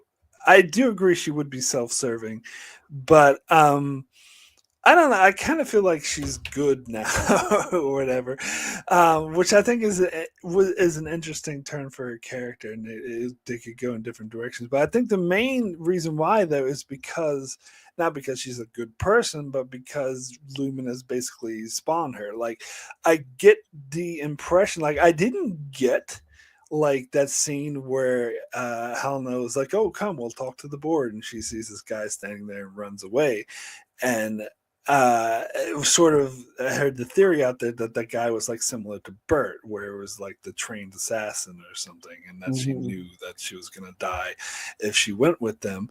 And so, and also the whole revelation that they stole her work and they're taking credit for it. I think she's had it with Lumen. I don't Mhm. think I think she's completely lost her faith in them and wouldn't go back to them even if they had a chance. Now, I could be wrong, but I think it would be more interesting if it was the case. But I think she's still an unscrupulous, untrustworthy person, so that would make like an uneasy ally Yeah. going forward. Like, I do like that line where she says, "We're allies now." It's like, allies? Is that what we are? Yeah. I mean, but what do you think about like what her kind of obsession with Mark, going back to the first season, and I care about you, Mark. Like, what is that? What is? Do you have any? I Now, don't know. like, it's either one of the things you already mentioned. Either Yeah, she's his mother, or she feels has some sort of other reason to have these motherly feelings towards yeah, him, like maybe yeah. being the first one severed or something. Yeah, because it was interesting learning that. I think it was this season we learned that her sort of obsessing over Mark and being his neighbor was something Lumen didn't know she was doing, and Yeah, it wasn't authorized, and they were against that. So there's definitely something there between the two of yeah. them. But if, yeah, I agree with you that I don't like the mother theory, mainly because the theory I heard is that he's one of James, one of his kids, I because it's did hear definitely, that too, and and the reason why I really hate that is because we don't need a brother sister we don't need more love. incest. Can I watch Yes. one damn show that doesn't have incest in it? Come on. Yeah, no. So I hate. I mean, there is a world where Cobell is his mother without Jane being the father, without Yeah, there being that incest. would bother me less. That would Like, bother me less. I still don't uh, love that. It's not my favorite thing because it's kind of cliche. Um, but um, but that would bother me a lot less than if we're gonna get in. We're gonna introduce incest into this. Let's not. Let's just not. Let's not do that. Um, oh, yeah. sorry. I was just reading what Allison was saying in the chat. I didn't catch this. That Helena was saying something about a fresh start to Miss Cobell, so she thought she was going to have her mind wiped. Oh, yeah. Actually, that makes more sense than the Yeah, book. I had heard both of those things. Yeah. I caught the fresh start line when she said it, and I thought something similar. But I also think, but she still, after she said fresh start, she still started going with her though. It wasn't until she saw that guy that she turned around. Yeah. So I think, I don't know. It could Maybe have been like that's. putting two and two together. Oh, fresh Yes. start. Oh, I see what you're doing. Yeah, it could Yeah, it could that have could been have been both of the those case. things because she didn't turn around when she heard fresh start. She was still going with her, and then she saw the guy, and was like, so maybe it was like, oh, they're gonna wipe my mind. That's the dude who's gonna do that. So that it could be that. But it was interesting hearing Annie Mark say that there was something different about her. That I Yeah, was like, maybe I do trust. So that what makes me think that she is actually yeah. different now. I think she very well could be fully on their side, but I still don't fully trust her. Like I still Yeah. don't. Yeah. Yeah. Um. All right. Moving along. Uh, let's move on to Helly slash Helena. So we get, yeah, as we talked about earlier, we don't see a lot of Helena in season one. We do see that she's a very awful person in that recording, and then get the revelation at the end of the season that she's, Helena Egan, and we get to spend a little more time with her this season, and I don't get me wrong. I do think she's evil. Even at the end of the season, she's still saying, "Oh, we're going to take care of Bailiff, Irving." She's still evil. She's still ruthless, cold, and heartless. But I have a lot more empathy for this character than I do for like her father, or for Drummond, or for Dr. Maurer, those are all like really, really just evil characters. Because we get a lot of just implications that she's a little bit jealous of Helly, because she kind of just gets to be who she wants to be, do what she wants to do, and which is ironically the thing that her father seems to admire her, and she has to get the fire of Keegan, or Keir rather. But that she kind of, there's a little bit of jealousy there. And then there was a line that was interesting to me, right before she sleeps with Mark, when she was posing as Helly, where she says that I'm ashamed of who I am. And I believe that she was sincere. Like, I believe that she kind of just, there's part of her that doesn't want to be that way, that she just kind of became that way because that's what she was made into, and that's what she has to be. And yet she'll still do evil things, but there is some like regret there, so which makes her a little bit more of a complex character than, say, like a Drummond or a Dr. Maurer, who are certainly more just kind of mustache twirly bad guys. I don't know. What are your thoughts on Helena?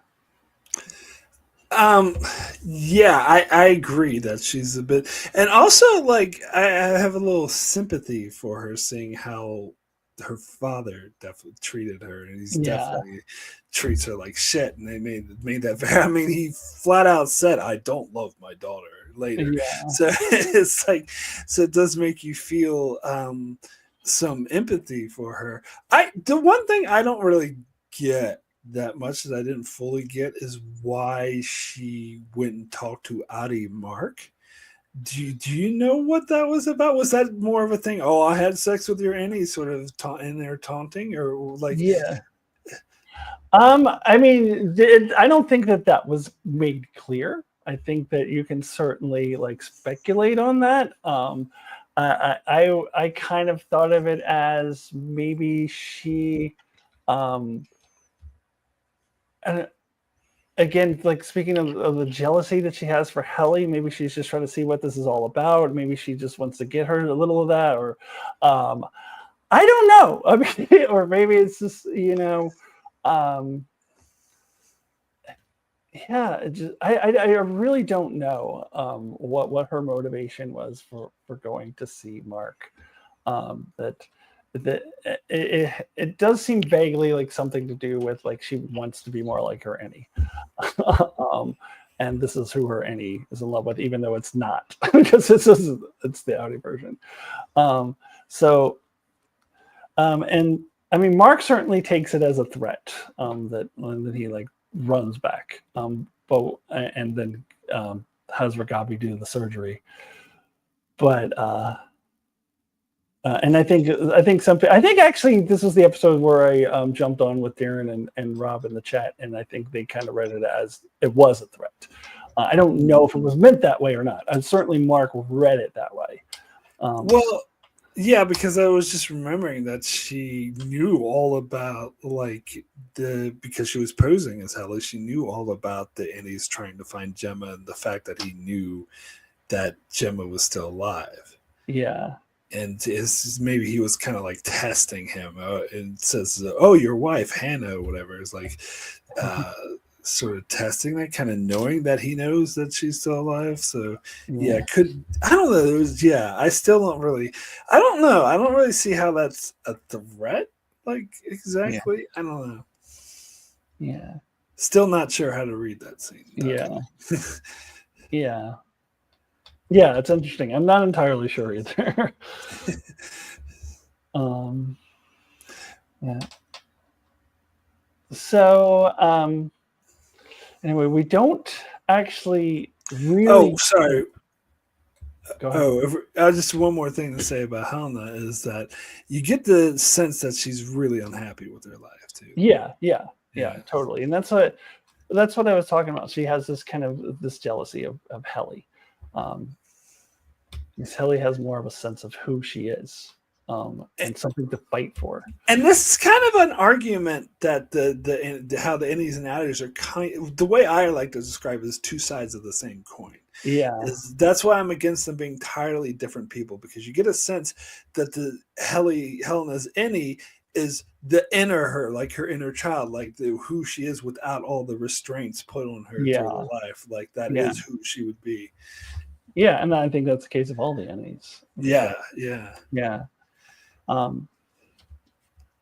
So I want to move on to Helly now, who we see her at the very, very end of episode 4, but we don't actually really, she doesn't debut in the season until episode 5, because it was Helena previously, and she's like kind of dealing with the aftermath of the Glasgow block and all of that stuff, and once Marc does confess that he slept with Helena, which, as I said, I think he waits an episode maybe, and I like that, or I can't remember which episode that was, but he doesn't wait long, and I like that just comes out, and then she wants to like.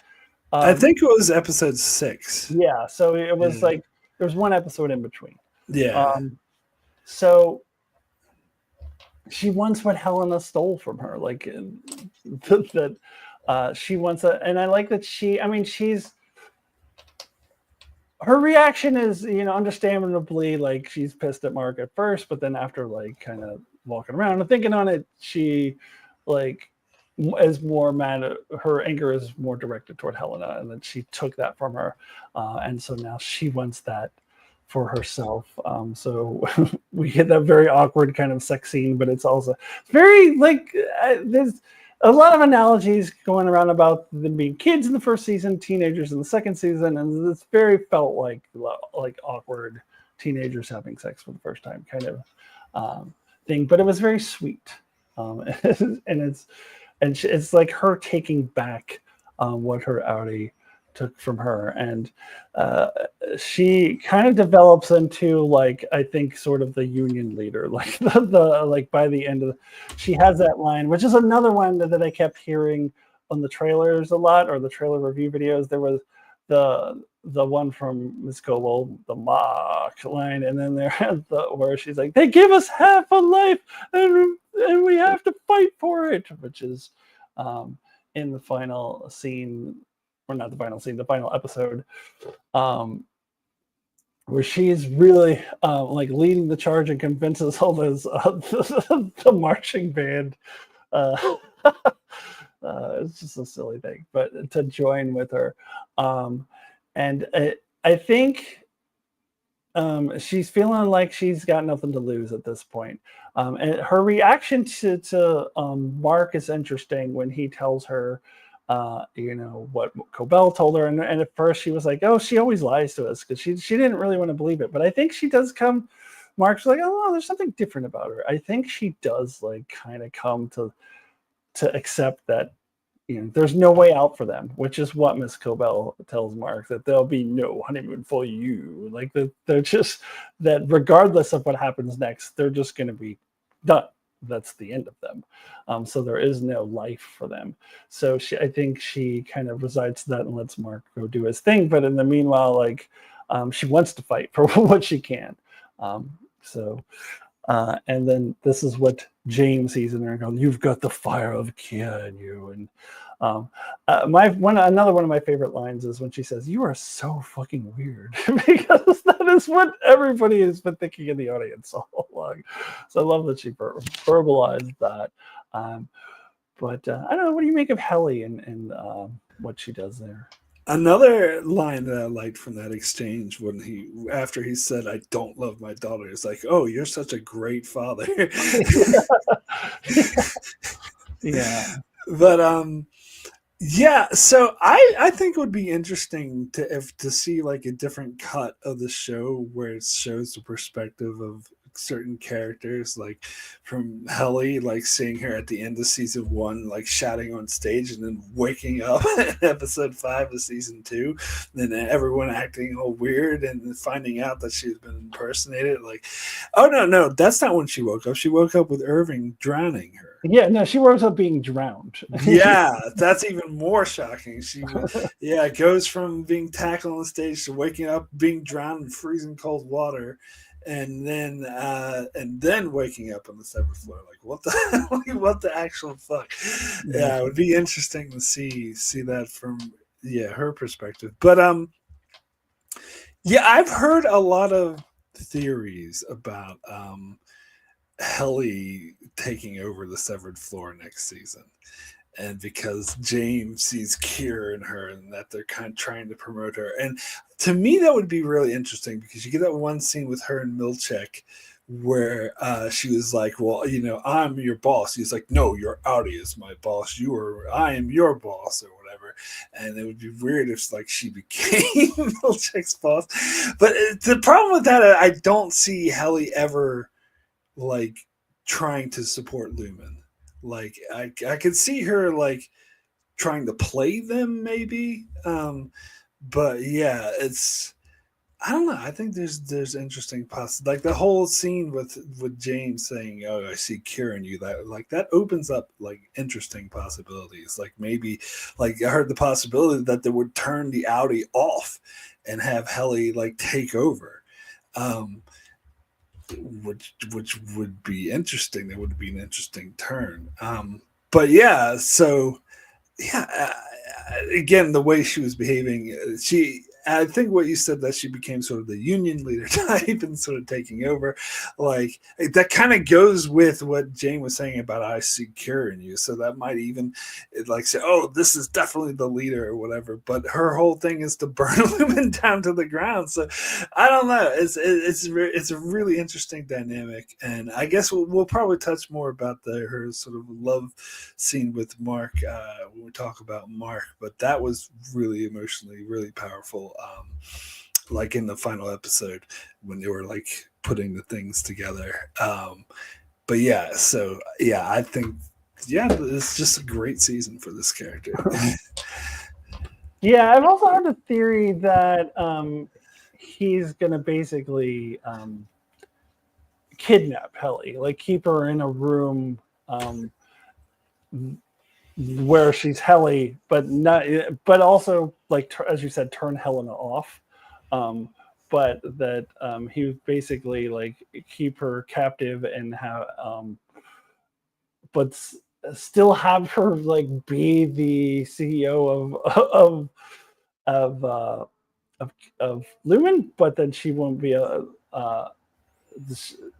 don't know, that he will in some way like force her to do what he wants her to do, and it could possibly involve Mark. So we could possibly have any Mark being captive, and if you don't do what I say, then any Mark is, and then that's also that means that any Mark is going to be permanently turned on as well, and then Audi Mark is gone, and then you're going to have Audi Gemma now. Yes, actually, I really think that's what they're going to do in season 3. That they're going to change the dynamic where Gemma is going to be an Audi character, but Audi Mark is going to be gone. It's only going to be any Mark. Yeah. But yeah, it could be a scenario where not that she's captured, actually, I misspoke, that he would be captured. Yeah. Like, this is, if you don't do what I say, we're going to, torture him, blah, blah, blah, whatever. And then kind of forcing Helly to become the CEO of Lumen, and with Helena gone now. So, I mean, there's a lot of things they could do in season 3. All right. Well, we're getting close to 2 hours into this, and we haven't even got to the biggest topic. So let's get into Mark and related to Mark. Um, so let's start talking a little bit about any Mark. So I mean, he's after the kiss with Helly last season, like again, he's like a kid, like a teenager. This is his first kiss. He is smitten with her, so much to the point, and I mentioned this before, that he can't tell that it isn't Helly, and he just goes along with everything she says because he just got googly eyes for her, and just misses the fact that this is this is not actually the person that he loves, and I actually do, and we'll get to the scene in a little bit, but later on, when there's the conversation with the Marks, and Audi Mark um, basically takes a big giant dump on, on his relationship with Helly and calls her, what does he call her? Not Helena. He calls her,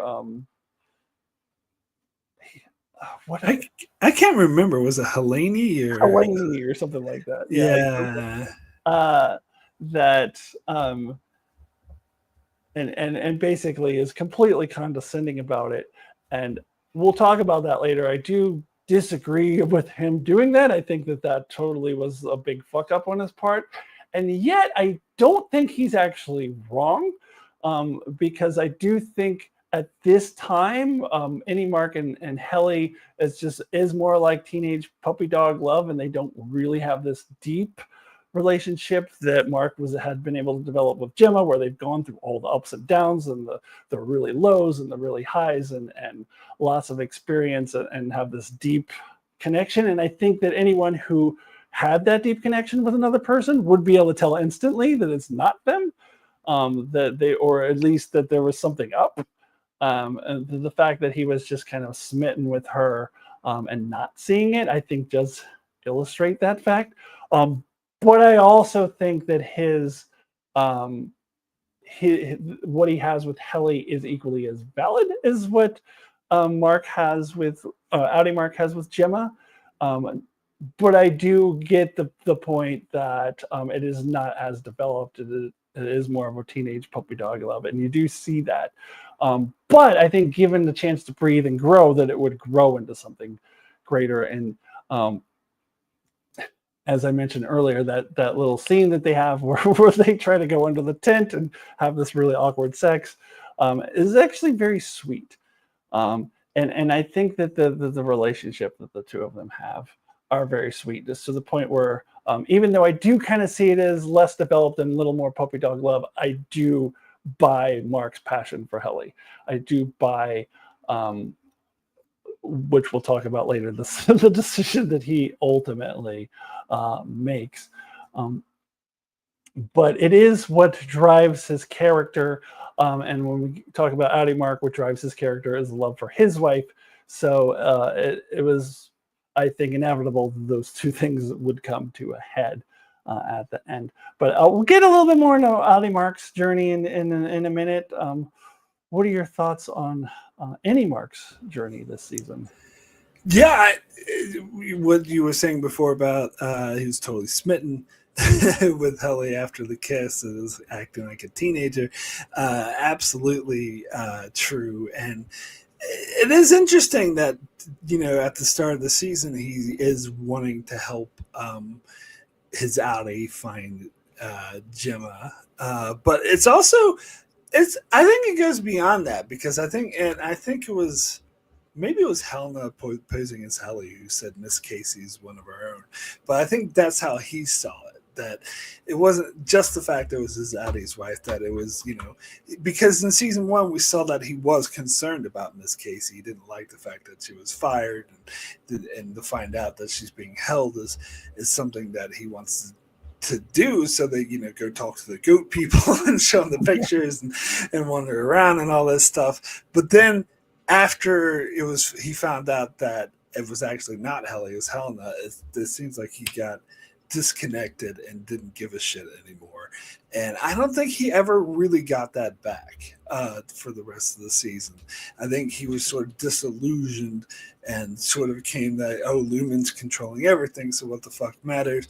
And then, like we talked before about Helly, how she just woke up after, not knowing what the hell happened. And she, wakes up and Mark is all of a sudden doesn't give a shit about anything. And then, of course, to have that awkward sex scene or whatever. But I don't think that revived. Like, Helly's still, like, determined to, like, ruin Lumen. But I think Mark is kind of over it. Any Mark is kind of over it by now. Right now, he's just wants to be with Helly, and that's his only motivation. Yeah, I think, and yeah, we'll get to the end. I don't want to jump ahead, but he does, like, I think he's not really thinking things through at the end there. I think the only thing he's thinking of is being with Helly, and that's all he wants. So I totally agree. On the flip side, we have Outie Mark, and the only thing that he cares about is getting his wife back. Now that he has learned that she is alive.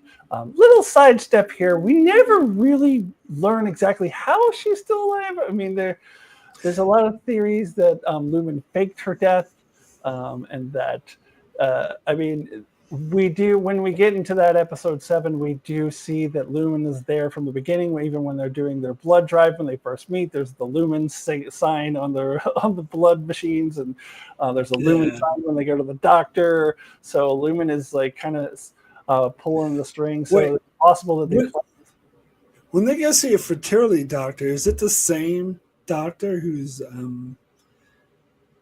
testing Dr. Maurer? No, they don't go to see him, but he walks by in the background. Like he walks by in the background. Okay. Yeah, he like walks by. He works there, but I don't think that he was necessarily the doctor they were going to see. He could have been. They didn't make it clear, but he's there regardless. Yeah, because I heard theories that Lumen caused her miscarriage in the first place to sort of set it up. Yes. So there's the possibility that Lumen has been pulling the strings all along, and they have everything is going according to plan, and they faked her death.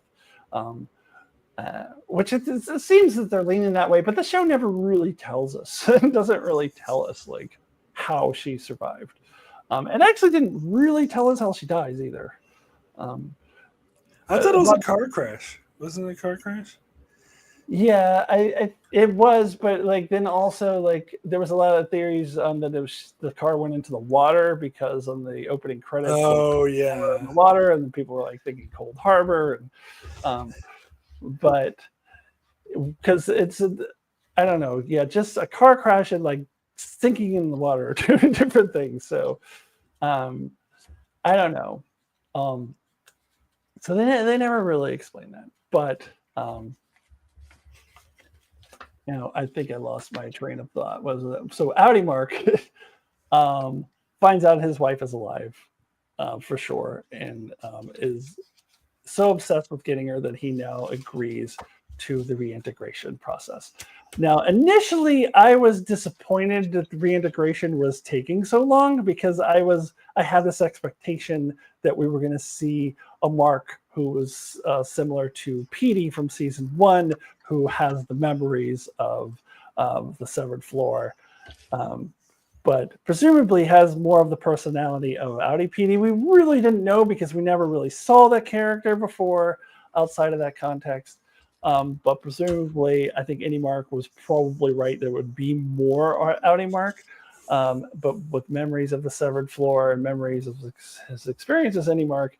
And I thought we were going to see that. And initially, I was feeling disappointed that I was like, what's taking so long with this? However, once we get to the end, and I realized how actually crucial it is for this finale, for the ending of this season, for Mark to still be separate from Outie Mark and Any Mark, then I'm okay with the process taking a long time. And thoughts so far before I want to. We'll get into Mark and Gemma in a second, but anything to add so far? Yeah, well, I was just thinking, I wonder, getting back to the theories of what might happen in season 3, that if they kept Any Mark inside, that if he would continue to reintegrate, and we would see Audi Mark on the severed floor or whatever. Yeah. And I agree with you. I felt the same thing about the reintegration. I was really frustrated it was taking so long because I don't know. I just assumed that it would be like, because we don't actually know how long PD was going through the process. It could have been like a year for all we know. Yeah. But I kind of assumed at first it would just happen right away, and it was especially happened when she fucked with the chip in his head. I thought, oh, here we go, is reintegration full on. But I agree. Like, it's what they needed for the plot. It made total sense. I do think it was a bit heavy-handed, the plot, for the fact that they stopped like seeing those visions in each other at the end there when they needed to not do it. But that's fine. Like, it served the purpose of the story, so it ultimately worked. Yeah. I do hope they continue with it, but I do, and I guess we'll get more into this in the conversation. But I do have sort of, because we know from Petey's story that the reintegration, like, besides the fact he died, it was not smooth. It was very disorientating for him. And Ragabi claims that, oh, it's because he didn't follow my instructions. But we kind of see how unreliable that she is. Yeah. Ragabi was definitely not trustworthy. Like, I got the impression she had her own agenda as well, but we never really figured out what that is yet. But and just real quick, I did also like how at the start of the season, like, Mark and Devin were trying to be in denial that, that's not what she really meant by she's alive, but it's just slowly eating at her and when Ragabi confirms that, that's when he's like full on, like, goes off the walls, like, I need to reintegrate. And it's, you talk about motivations, he's wanting to reintegrate not to help out any Mark, but just to get his wife back is the only reason. Yeah, absolutely. And so episode 7, Chikai Bardo. This was, I think, the most important episode for the story, setting us up for the finale for me, because up to this point we had spent time with Innie, Mark, and Helly, and despite what I said before about it being kind of just more like surface level puppy dog love, we still care about these characters and want these characters to be together, to have the chance to develop into some deeper love, because we spent a lot of time with them. Gemma, we had heard about, we were told about, but not shown. So in this episode, they have, like, I don't know how long it was, 47 minutes, 48 minutes, or whatever. They have that amount of time to show us why Mark and Gemma have this connection and why it's important, and to feel it. And to do that in one episode, to be able to pull that off, is an incredible feat. And they did it amazingly well. Just everything about this episode, the way that it is edited, I love how their flashbacks are kind of connected to the point where sometimes you can't tell, like, is Mark thinking about this, or is Gemma thinking about this, or are they both thinking about it? It seems like sometimes on one end, they show Mark and it looks like he's thinking about it, and then at the end of it they show Gemma and it's like she's thinking about it.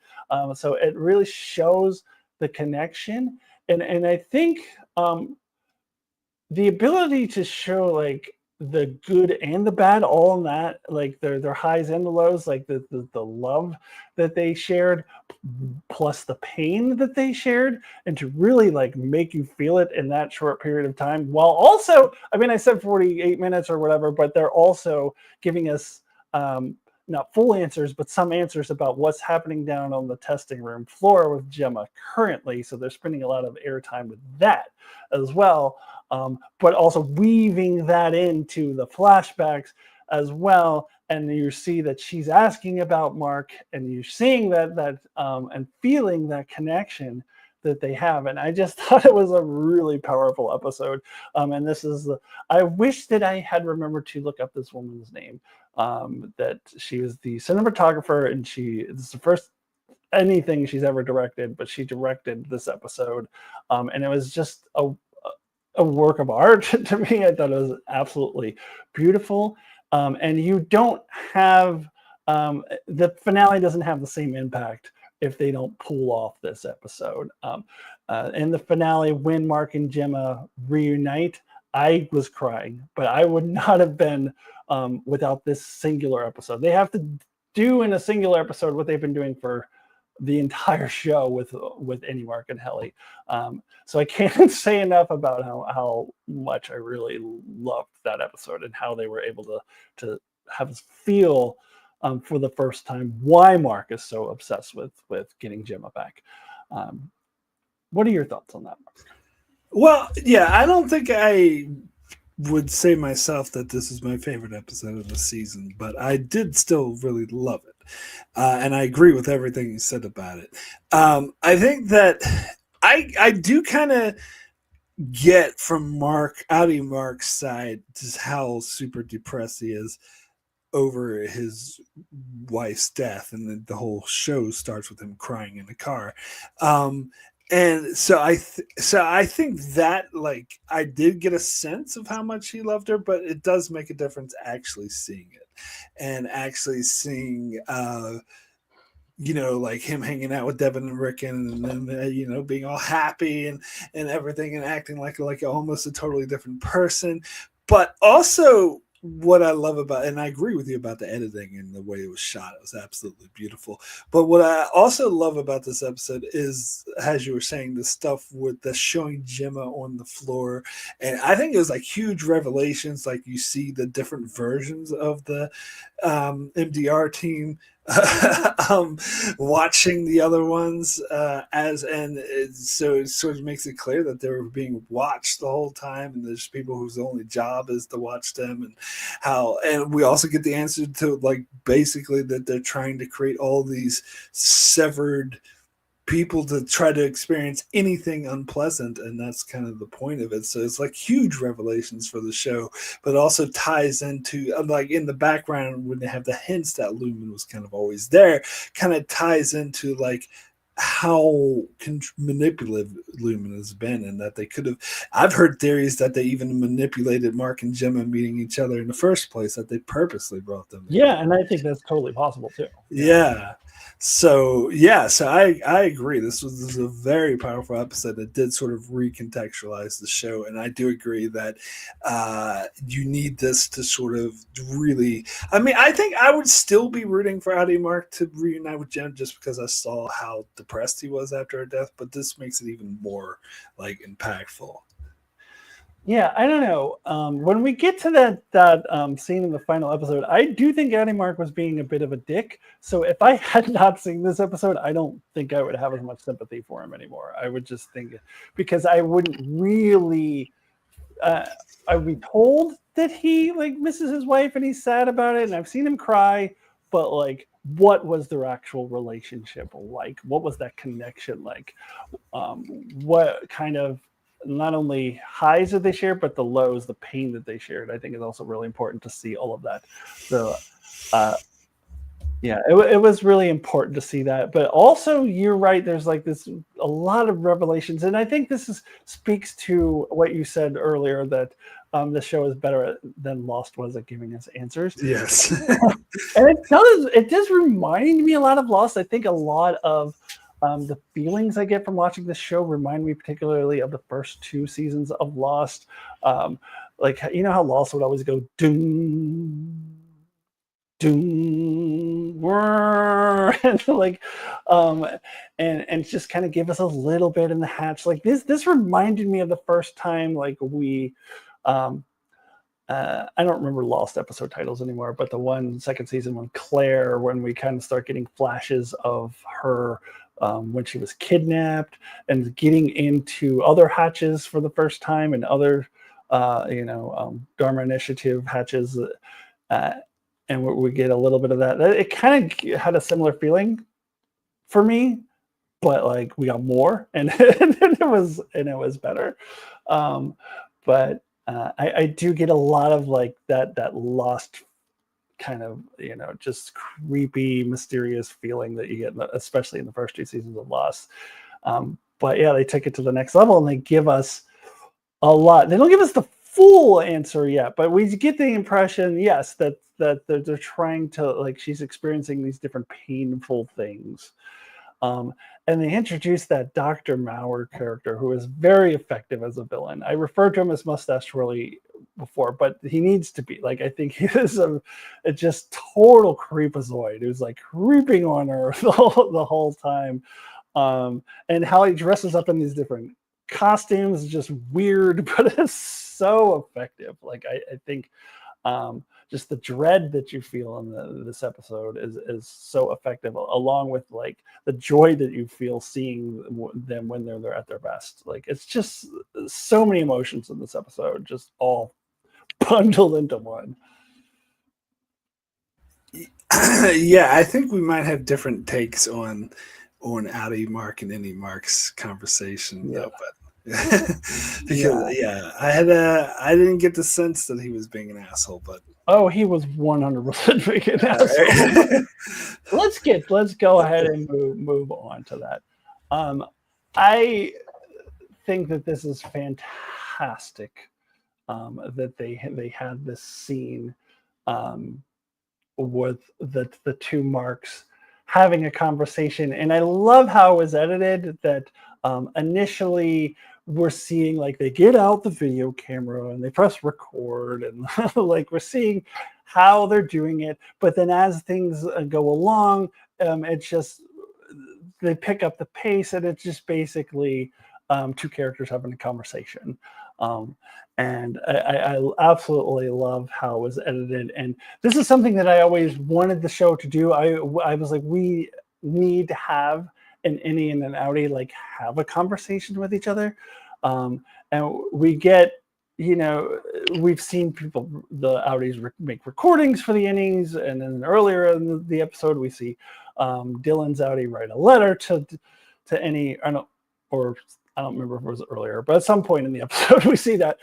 But this is like a full-on conversation between Outie and Innie. And and the reason why maybe saying he's an asshole, maybe not quite the right word, but he is being condescending and not recognizing the sentience of the Innie, which where he fucks up is when he says, well, you know how you love Helene? I mean, saying her name wrong, first of all. A lot of people have brought up that is reminiscent of Helena saying Gemma's name wrong and calling it Hannah, and like how much that stung Outie Marc. Now Outie Marc saying to Innie Marc, Helena, because that is the first thing he says. It's Helly, actually. And it's like he doesn't care. And he said, yeah, imagine, you know how you love her? Well, mine's like 1,000 times. Imagine 1,000 times better. Mine is way more important than yours.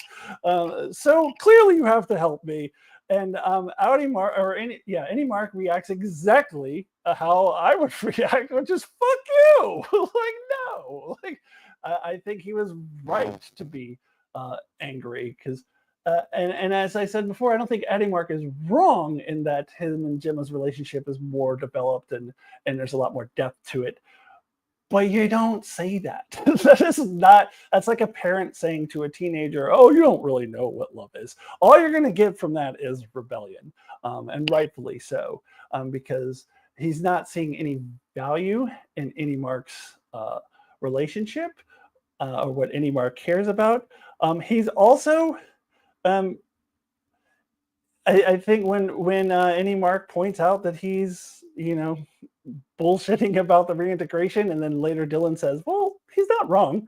He's not, because Innie Marc is absolutely right that he's like, you know what? I think once you get your wife back, you're going to forget all about me. So why would Outie Marc go through the reintegration? He sees what happened to Petey, and plus Gabi is gone, so he'd have to go search her out. Why? What would his motivation be at that point? So Innie Marc is absolutely right. That's I don't know. That's kind of how I see it. But let me hear your take on why you think Innie Marc was not being an asshole. Well, all right. So in a way he was. But here's the thing. Like, I guess I had a different take. When I first watched it, I was actually more irritated with Innie Marc because that's a life. Like this woman that you were just told this woman's about to die, and you're like, and Lumen's gonna kill her, and you're perfectly okay with that. But the more I think about it, the more I can see his point of view, and I think you make some very good points. Especially the thing about getting Helly's name wrong. Yeah, that was very callous. That showed he didn't really care about him. What I loved is when Any Mark said, "Oh, oh god, I forget what it was I was going to do." Sorry, I'm having a brain fart. But the whole sort of back and forth between them, when Any Mark was saying, if oh god, I can't remember what it was. He said something about um once, oh yeah, you only talk to me when you want something from me. And that was 100%. He was like, hit the nail on the head. He was 100% true about that. But it is funny because in the moment I could feel Addie Mark's frustration with wanting to save his wife, and this guy like stopping him, because they are like two sides of the same coin. But yeah, and on the other hand, I can see Any Mark's point about, no, you don't give a fuck about us. You're all okay with all of us dying, and he's kind of right to call bullshit on the reintegration thing. And I like how he says, "So how's this going to work? We're going to be a top or a bottom?" Um, like, yeah, I don't even know if what he was saying about, oh, your personality is going to overwhelm me. I don't know if that's actually true or not. It's like, but nobody knows. And when Addie Mark is like, no, that's not going to be the case. He's just making that shit up. He doesn't fucking know. So yeah, I can kind of see both their points of view. I think Addie Mark, but here's the thing: when Addie Mark says stuff like, "I'm not going to abandon you," I think he's being sincere in the moment. I don't think he's bullshitting him. I do think that once he got Gemma back, he would be like, nah, and I'm not going to risk my life over that. But I think he believed it in the moment. I think in the moment when he apologized to Any Mark and was feeling for him, I think he was being sincere. That's kind of the difference, because I heard it compared to what Lumen did to the Innies at the start of the season by saying, "Oh, we care, and Lumen cares, and look at all these reforms, and we care." And I don't care. They're just manipulating them. And I think that comparison's similar but a little bit unfair, because what I think the difference is that Lumen doesn't give a shit and they have malicious intent, where I think Addie Mark in the moment does actually feel guilty about what he did to Any Mark, and I think he does actually care. But I think, and once it's said and done, he's not going to risk his life to help. Like, if his life is in danger, he's like, well, okay, then nothing I can do. So Any Mark is correct to call bullshit on that. So I kind of see both their points of view. Yeah, no, Any Mark is absolutely correct. And I do agree with you, though, that Addie Mark probably has good intentions in the moment. But Any Mark is right that, as soon as you get your wife back, you're not going to care about me anymore. And I think that is 100% correct. Yeah. I don't think Addie Mark believes it, but it is. Yeah. Yeah. But he, all throughout that conversation, he really, like, he doesn't intend to, but it shows how all the outies don't think of the Ennies as actual humans, because he apologizes for putting him through hell, and like, I just created you to live in this hellscape, and he says, well, I don't know, we made the best out of it, like we got something out of it, like that it's not just necessarily this hellscape, that he does make friends, and he does find love, and so there is value in it that I think that Addie Mark doesn't see. And I think he, not intentionally, is not as ruthless as Helena was, when you're like, you're not a person. Yeah. But I think he does unknowingly hold similar points of views. Like, he's maybe not consciously aware that. Subconsciously. I think he. I don't think he values Any Mark as a life, and I think if he really wanted this help, the way to do it was not to say, that love you have, that's nothing compared to mine. I do realize that was a total misstep. That was a huge fuck up on his part.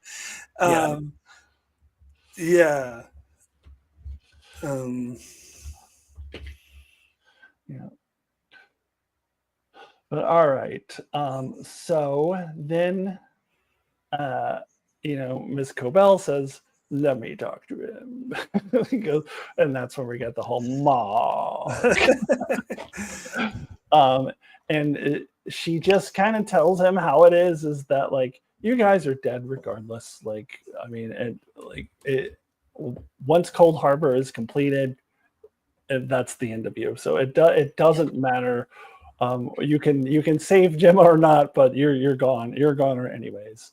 And that's gonna be the end of you and Heliar eventually. Anyways, and yeah, and in the moment, I think he's like not believing her, but then you see later when he has that conversation with Helly, and he says, "Well, I don't know, something was different about her." Like he's thinking about it, and I think ultimately he does believe her, and that is why he ends up helping Outie Mark.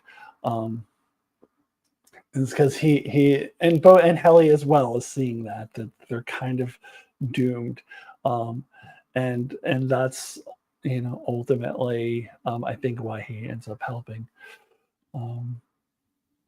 Outie Mark. Any other thoughts about Miss Cobell's little confrontation with him before we move on? Well, yeah. So I think the interesting thing, and I guess the thing that threw me off at first with Andy Marks sort of uh, being upset and refusing to go along with it is at the end of season one, it seemed like he was all for taking Lumen down at all cost, even if that meant his life per se. But I think because we already talked about how his character's changed since season one, though, and now that he's sort of in love with Helly, so he kind of has a reason to still be around, and so isn't as like determined to take Lumen down. But when the Miss Cobell, Mark, like the whole thing where she lays it out to him flat out that no, actually, like there's going to be no happy life for you. She's an Egan. They don't give a fuck about you. They're going to discard you. You're going to die regardless. And at least this way, you can actually make a difference. Which I think was the sort of deciding factor. And I love the line where he goes to Devin and was like, look, if you love your brother, you tell him the next thing I see better be the severed floor. He's never seeing his wife again. Like that was just like, and I love the editing that they cut straight from him walking out to him waking up on the seventh floor. Yeah. I love that they showed his perspective of that. It would also be, I was thinking it would be interesting to see Addie Mark's perspective of going into work and then waking up like shooting from it. Yeah. Yeah, that would have been really cool to see as well. Yeah, no, you make a good point that there has been some he's more in love with Heliar since the end of season one. Although I don't know that necessarily he was thinking of it in terms of like he's gonna not exist, because he asked like Devin, can't they have inspectors come in there or something? Like I think he was more thinking that there would be like legitimate reforms, not like just the fakey ones that Milchek came up with. But like I don't know that he necessarily was ready to die at the end of season one either. I think he was thinking more in terms of like we need to have better working conditions for us and be treated like people kind of thing. But here he this is a definite choice of like, okay, this is now it's being presented as no, we're taking Lumen down, like that's the end of them. And he's like, well, wait a minute, that's the end of us. and I think he's right to kind of push back against that. But yeah, I think you're right that he never necessarily was willing to give his life, but we know that Helly was like, she wanted to die. yes, that is true. Yeah. I'm thinking, I mean, was there any point where any Mark did want to die? Because I can think of with the other three, Irving, wanted to leave, and that would be the end of him. Yeah. And Dylan talked him into it. Dylan wants to leave. And then he might be the only one who didn't try to kill himself at one point. Yeah, I don't think there was a point where he did. Yeah. All right, so let's see. Moving on. I'm gonna like for time's sake, I'm gonna jump straight to the Mark going to try to get Gemma and um, being interrupted by Drummond. And now I know Allison wrote this comment a long time ago, but I saw it. I just was going to wait till we got to it. And he said, I wanted to add the last episode really showed why they hired Gwendolyn Christie to play Lauren, the goat woman. It would be really tough to find another actress who would be realistic in that fight. And I agree. I love the Gwendolyn Christie in this role. I can't imagine anyone else in this role, even though she's only in 2 episodes. Like, not just because of, yes, like she goes all Brienne of Tarth on him and and is able to hold her own in a fight with him, but also just like the way that she acts and just the sincerity that she has, like this care for the goats, like it's just Gwendolyn Christie just really sells it. So yeah, we get this scene. There's this confrontation with uh, Mark is happened to open the door that's directly across from where he's sacrificing goats, and Drummond comes out. And I'm wondering if I do think, even though we're going long here, I still want to take a little moment. Let's talk about the goats a little bit here, because we do get this revelation that they've been sacrificing the goats, and honestly, I do think we're not going to get a whole lot more about the goats. What I heard was the show, not Ben Stiller, but the other guy, said that the goats initially was not meant to be anything. It was just like tongue in cheek. It was just a joke. They were just going to have this guy going, no, they're not ready yet, and it was just supposed to be this random weird thing. And that shows that they're amateurs in making shows like this, because of course all the fans are going to be like, no, what do the goats mean? Like, what does it mean? So they're like, oh fuck, we got to come up with something. What we get here is basically what I'm getting. The answer to me is that the goats are sacred animals for this Kier cult, and we see goat imagery all throughout the second season to kind of reinforce this, that they're that then they're like they need to be sacrificed to usher the spirits on. And I don't know exactly why they've sacrificed other goats before. Some people have said, oh, does that mean there's been other people in the testing room floor before Gemma? I don't know if it's necessarily always connected to that. I think there could be various reasons that they sacrifice the goats. But I do think that it is just, the answer is it's just a cultish thing. They worship ghosts, and the way they honor them is sacrificing them and having them usher spirits away or whatever. So I don't think we're going to get a whole lot more detail than it's a cult thing. And personally, I am okay with that, especially considering that initially it wasn't supposed to be anything. And it makes sense to me that the way what they've established about this cult of Kier, that fits into me, that they would worship this animal and want to sacrifice it and all that. So that's kind of all I see it. But I don't know if you have any other ideas about the goats.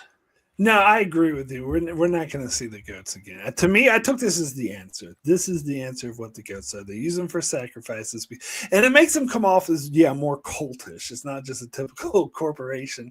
It's like definitely a cultish slant to it, and I think this just instills that even more into it. So I didn't know that thing about them not knowing that, just introducing the goats just because to be weird.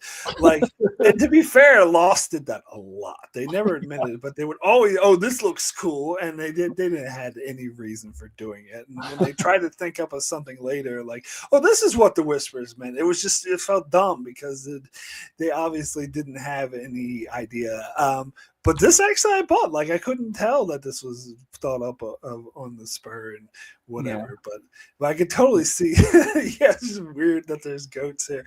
Like, but no, I was satisfied with this answer. So yeah, I think that's all there is to it. Yeah, I think we're gonna see the goats again because I think they're fan favorite. They're a big part of the show. I just don't think we're gonna get any more answer than this. Like, I don't think we're gonna get any more insight, because I do still hear people going, "We need more about the goats." Like, I don't think we're getting. We don't. We don't need more about the goats. And I agree that there's other reasons they could sacrifice goats outside of the whole thing with Gemma. There'd be other, they just, like, whenever something monumentous happens, they're like, oh, let's sacrifice the goat to celebrate this and to have Kier's blessing or whatever. It just shows how cultish they are. Yeah. And I buy that I guess Lauren is the character's name. I was about to call her Brienne. She cares for the ghosts, and I do think that Mark, even though it was actually Helena, but Mark and Helly's visit to them earlier, like I think, kind of started the wheels turning in her head. To like, oh, maybe I don't know, maybe something's going on here, and then like. Then having to sacrifice the goat again, she was like, "Wait a minute, I don't love this." And then seeing Drummond now beating up on Mark, who is the guy who came to her earlier. I think then like she then felt compelled to save both Mark and the goat. So it all worked for me. And this is a really great scene, and I I love how they kind of make it a little humorous, like dark humor, where Yeah. Audi Mark kind of wakes up and like accidentally kills him. Yeah. Dingy Mark was like, okay, as soon as we get out of the elevator, it's going to be my Audi, and you're going to do this. And then he goes, and then like accidentally kills him. I mean, it's dark humor, but it is kind of funny. And I'm starting to wonder if this is going to be like a running gag. I don't know if gag is the word, but a running thing that they're going to do every season of the show, where they introduce a new like security guy and then kill him. I was thinking the same thing. Yeah. If they do introduce him, it could be the guy that we saw in season 2 that we were referring to earlier. That Helly. Oh yeah. Could be a totally different guy. But if they do introduce another character like that, I would just automatically like, well, he'll die at the end of the season. Like he's done for. I wonder if that's going to be like a. Well, maybe they convince Bert to go back and do that job. Yeah. Well, then he's dead. I don't think Bert is exactly the same though. I think he's more of like the assassin. Yeah, not a security guy. True. Yeah. But yeah, and it's very satisfying for Drummond to die because man, that character sucks. Yes. He's a horrible person. Yeah. But the actor's really good. The voice, like the deep voice, and like Marcus, like he's a very effective villain. And I meant same with Dr. Maurer. Like when I say mustache twirly, I don't mean that as an insult in this case. Like I think they are very effective, like one-note villains. Like I buy him as a character. Yeah. Like just very effective character. So then we have like a series of like dynamic changes between Mark and Gemma, which I find really interesting because we have 4 different combinations. We have first Audi Mark with Cold Harbor Gemma, and then we have Audi Mark and Audi Gemma, and then we have Miss Casey and Any Mark, and then Any Mark and Audi Gemma. And I think it's just the transitions go flawlessly, and some of the transitions that they do, especially the one with when Mark and Gemma are in the middle of kissing, and then they turn into Eddie Mark and Mark Casey, and it becomes this Miss Casey, and it becomes this really awkward kiss. I think everything they did here was brilliant. But let's talk a second about Cold Harbor. Again, I think they're giving answers without beating us over the head, without a character. Like I'm picturing like do you remember I showed you the video of the Zack Snyder Star Wars? Like if Zack Snyder had done Severance, there would be a character who said, well, so what Cold Harbor is. But I love how like they trust us to like figure it out on our own. And it's we do have a line from Drummond before he dies that something along the lines of Kier's mission to free the world from pain. And they've been talking all along about this is going to change the world. They are trying to sever people from their pain so that this any who they think nothing of, they don't think of as a human, will suffer all of our pain, and we won't have to suffer the pain. And in order to succeed with that, we got to show that this barrier between Audi and any is solid, and there's no seeping into it. There's none of the Audi's life is seeping into it, and I would argue we've already seen that isn't true. Like I said, with Bert and Irving, like Irving's Audi kind of developing similar feelings to his Any did for Bert, I think in the first season, Miss Casey says something like, I don't know why, but I really like being around you, Mark, or something like that. Like, I think, um, and they thought that after the completion of the Cold Harbor file, that would all be over. And now we've finally found the formula for ending that barrier. And now this innie can take apart this crib, which should be an extraordinarily painful experience, and not have experience any pain. But when it fails is when Outie Mark comes in, and even though he's blood soaked, she still trusts him ultimately, and that's why you see Dr. Mauer screaming no. And I think Jamie and no, because Cold Harbor is a failure now because of Outie Mark, and because she doesn't know why, but she does trust him, and then leaves with him and becomes Outie Gemma. Yeah, you just made a really good point that I was going to make. That, Jane, what he does is scream "fuck." He's like "fuck, fuck," and the reason why he's screaming is not because Mark is stealing Gemma away; it's because Cold Harbor failed. It's because the barrier didn't hold, and that was the whole point of all these tests, were for the barrier to hold. So all this Cold Harbor is supposed to be the greatest moment in history and whatever, and supposed to change history forever, and it failed. And so I think that leaves something open for season 3, is that they're gonna. I thought maybe they might try Cold Harbor again with Mark instead, or something. I don't know. That could be the case, but yeah. So now they have a reason to keep going, because this is something I thought throughout season 2 is like, how are they going to keep the show going after season 2? Because they hit a deadline.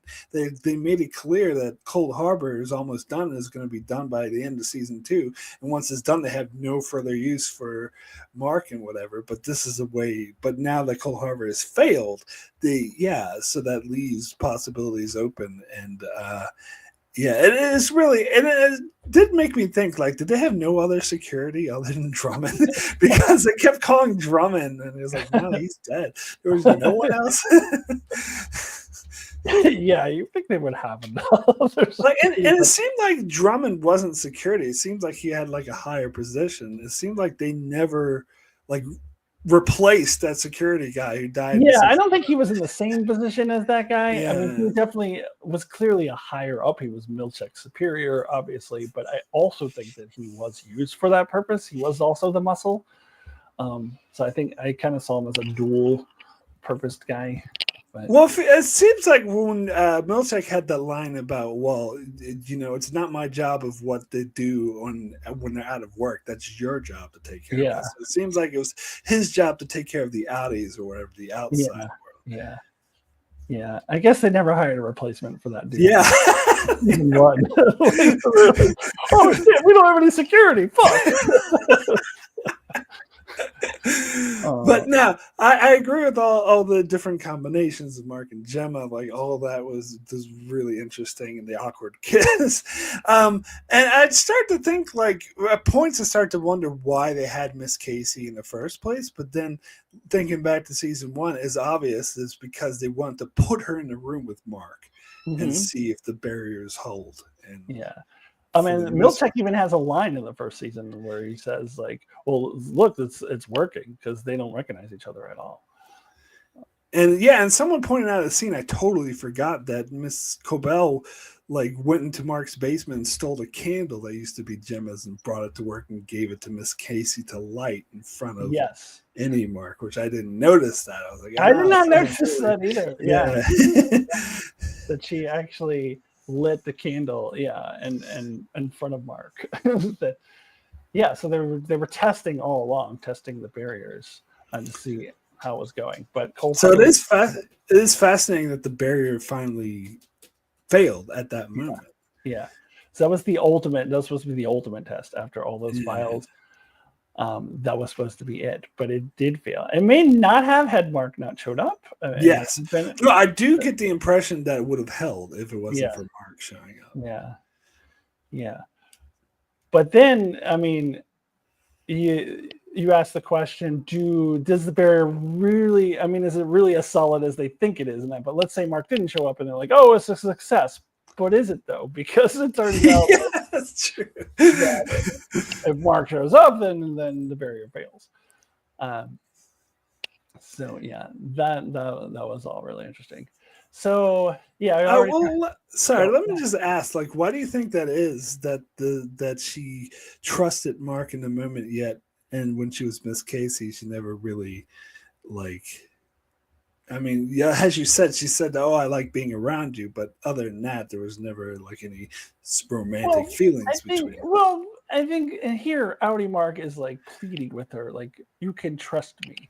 Like I don't think any Mark ever like tried with that. Yeah, You know? yeah, that's a good point because they were kind of testing his barrier at the same time they were testing Yeah, hers. yeah, Yeah, yeah. So any Mark had no clue, but in this case, it's Audi Mark like begging and pleading, "Hey, no, it's me, it's Mark. I love you. You can trust me." I think that was probably the difference there. yeah, no, that's a good point. Yeah. Yeah, yeah. So let's get through this because we're getting close to 3 hours here. But yeah, they go through those transitions as I mentioned, and then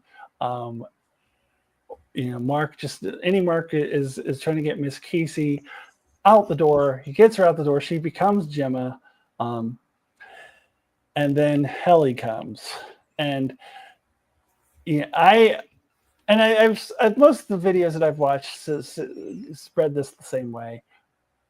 I don't think this was his plan. I think if Helly had not walked around the corner, he probably would have gone out with her. But I do think, I think it was something that was just like happened because he sees Helly, he stops and thinks like, "Oh, if I walk out this door, this is probably the end of me. I don't know about this reintegration thing." And there's Helly, and he's not really thinking it through. Like he's not thinking about how are we going to survive? What happens next? We're trapped on the severed floor, which is owned by Lumen. He's not thinking about any of that.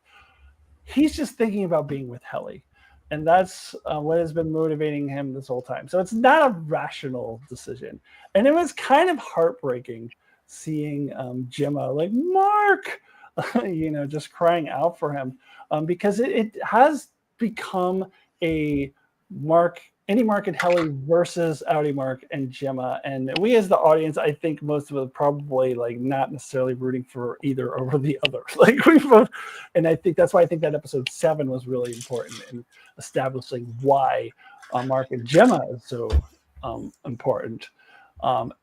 Like you kind of want both to happen somehow. But it was heartbreaking to see Gemma crying for him. And yet at the same time, like I 100% like understand why any Mark did that, even though it's a completely irrational decision. Like, where are you gonna go, really? But I totally buy that he made that choice. And then we get this like weird. And I heard, I was thinking kind of a '60s feel. I heard a comparison to a '70s sci-fi, weird '70s sci-fi, which I watched your other video where you watched a bunch of movies from the '70s. I don't know if you watched any weird '70s sci-fi movies like that, but it kind of had that feel. Just a really powerful ending. What are your thoughts here on this ending? So yeah, if I'm being honest, when I first saw it, I was irritated with this. I was like, "Well, like, what does he expect to accomplish? Like, because they already went through it. Like, Helly laid it out. It's like we're screwed either way. At least you have a shot with this, combining thingy. But so it's granted not a long shot. He probably is right to not trust his Audi, but with staying at Lumen, he has no shot. He knows that they're definitely gonna just discard him, and so I was a little irritated. Like when she kept calling Mark, I was like, "Open the door, open the door!" And honestly, I thought that Helly was gonna show up and be like and urge him to open the door. So I was actually surprised, but the more I heard about the ending, the more people explained it to me, the more I thought about it, the more it made complete and total sense. I think I watched the behind the scene thing with the showrunner, and he said like the two of them are not thinking more than 30 seconds ahead.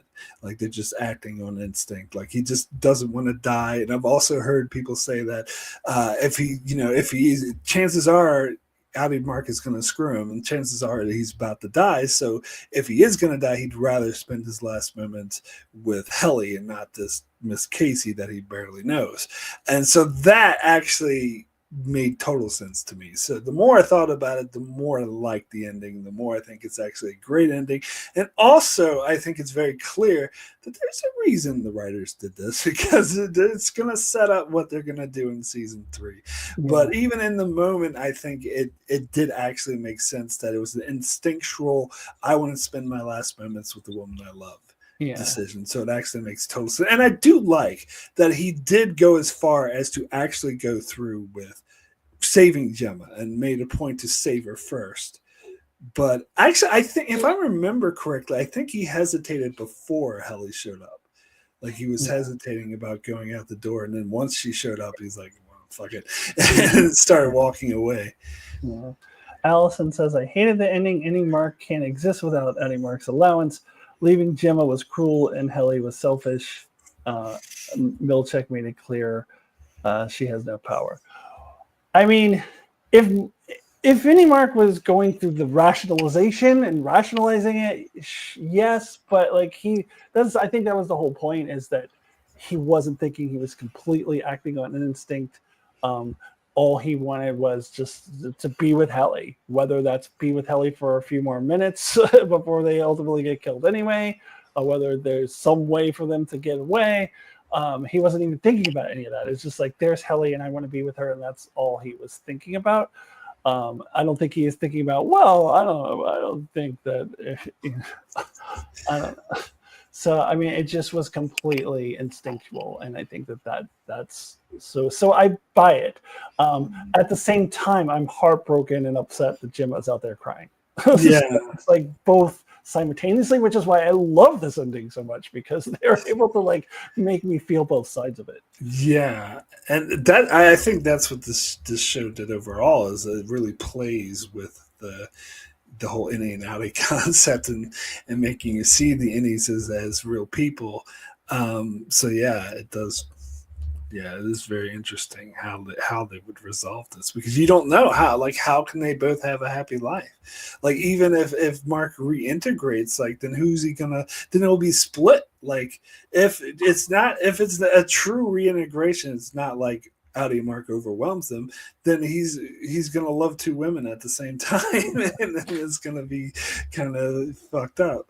Yeah, and I forgot to mention this earlier when we were talking about this earlier, but I do think any Mark's theory about how it would work is a rational one, and we don't know. Nobody knows. Yeah. But because Outie Mark has years and years and years and years more of experience and memories in life, it seems logical that would become the dominant personality. Of course, we don't really know that, but I think any Mark's rationalization on that is a good one. It's a good theory on his part that is likely to happen. Well, yeah. I just, basing it off of what we saw in PD in season 1, he seemed to know Mark and sort of see him as a friend. So it does seem like he was acting as both Innie and Outie PD at the same time. Yeah, and I think that any Mark, or I think a reintegrated Mark would do the same. But how much of that, would he love Helly versus Gemma?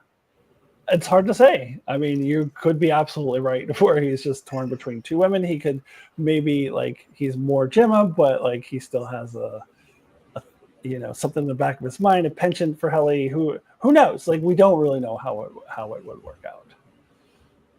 And I don't know if we're going to see a reintegrated Mark. Yeah, no, that's still a question. Yeah, it's possible that we don't. It's possible that the process is stopped.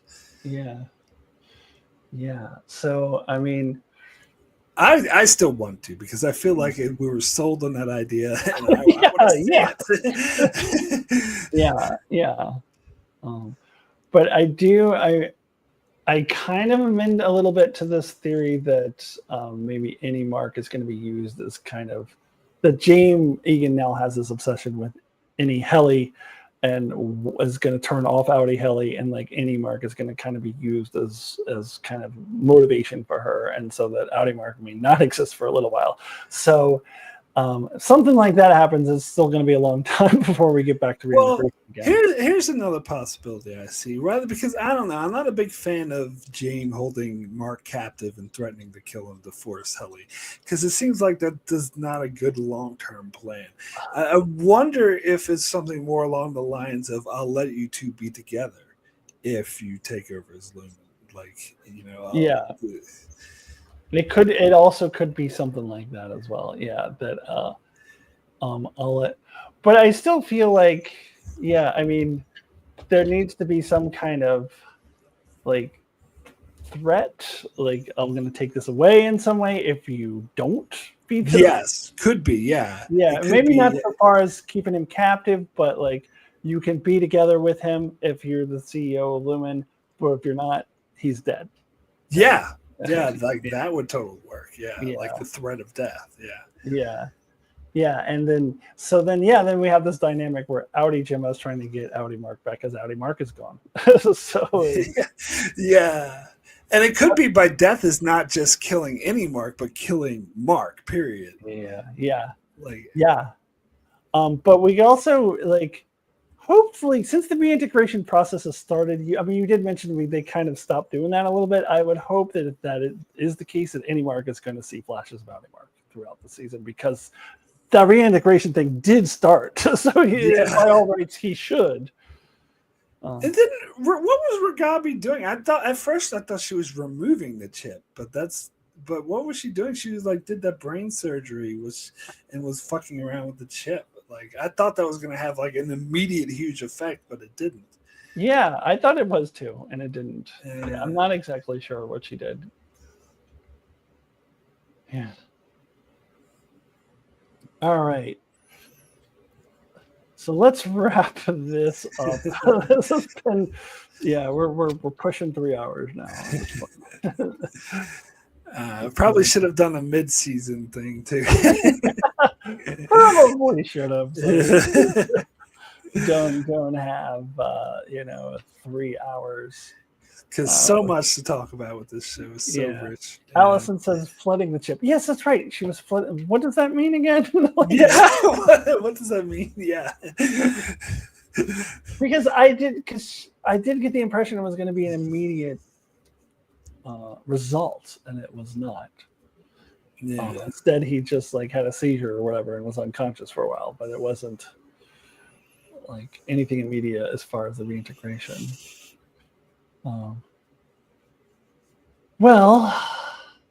See if she answers.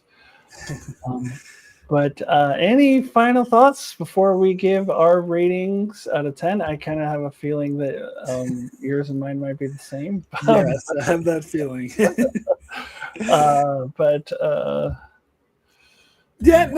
We pretty much covered everything. Yeah. Overwhelming it with water. But what was that supposed to do? It's supposed to short it out, maybe. Okay. But that didn't work, maybe. Yeah. All right, so let's round things off by each giving our rating out of 10. 1's the lowest possible score, 10's the highest possible score. Marc, I know you did a whole video about this already, and you probably already gave your rating. I didn't watch it because I didn't want to be spoiled on your opinion. So let's talk to you first, and then I'll watch the video that you recorded. But I assume you already gave a rating. What is your rating out of 10 for Severance? It is a 10. 10 out of 10. Of course, the best. Loved it. So far this year, I know you do the same thing. I keep track of the shows I watch. What's it called? Silo. I also gave it 10 out of 10, and that was my highest, but now this is my highest. Yeah, this also is a 10 out of 10 for me. I think one of the best seasons of TV that I have seen in quite some time.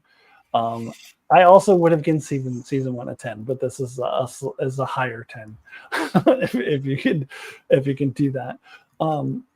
I think I gave season 1 a 9. Yeah, I believe you did.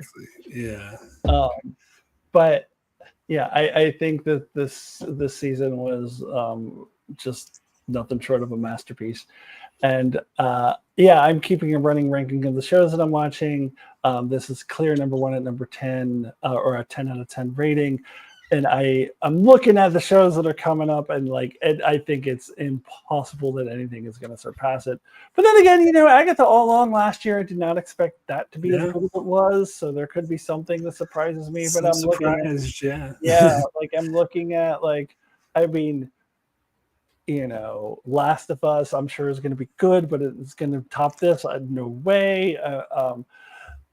Squid Game season 3. I'm hoping that that's really good as well, but I don't think it has a shot at topping this. And then you get into things that I think are overrated, like Stranger Things and Star Wars Andor and things like that. Well, there's Strange New Worlds, but that's not going to top this either. Yeah. Oh, there's no way. I mean, just the scene the sneak peek scene that they showed where they all turn into Vulcans, automatically just got already disqualifies. Well, no, because it indicates the whole episode's gonna suck. Yeah, I mean, even if the rest of the episode somehow became good, just that one scene, just Severance season 2 had nothing like that. I mean, we're both saying this is one of the best seasons ever, so it's very highly unlikely there's going to be another season coming out this year. That's because even if Agatha All Along came out this year, I'd still put this high. Yeah, this would still be better. Yeah. This is the best season I've seen in quite some time.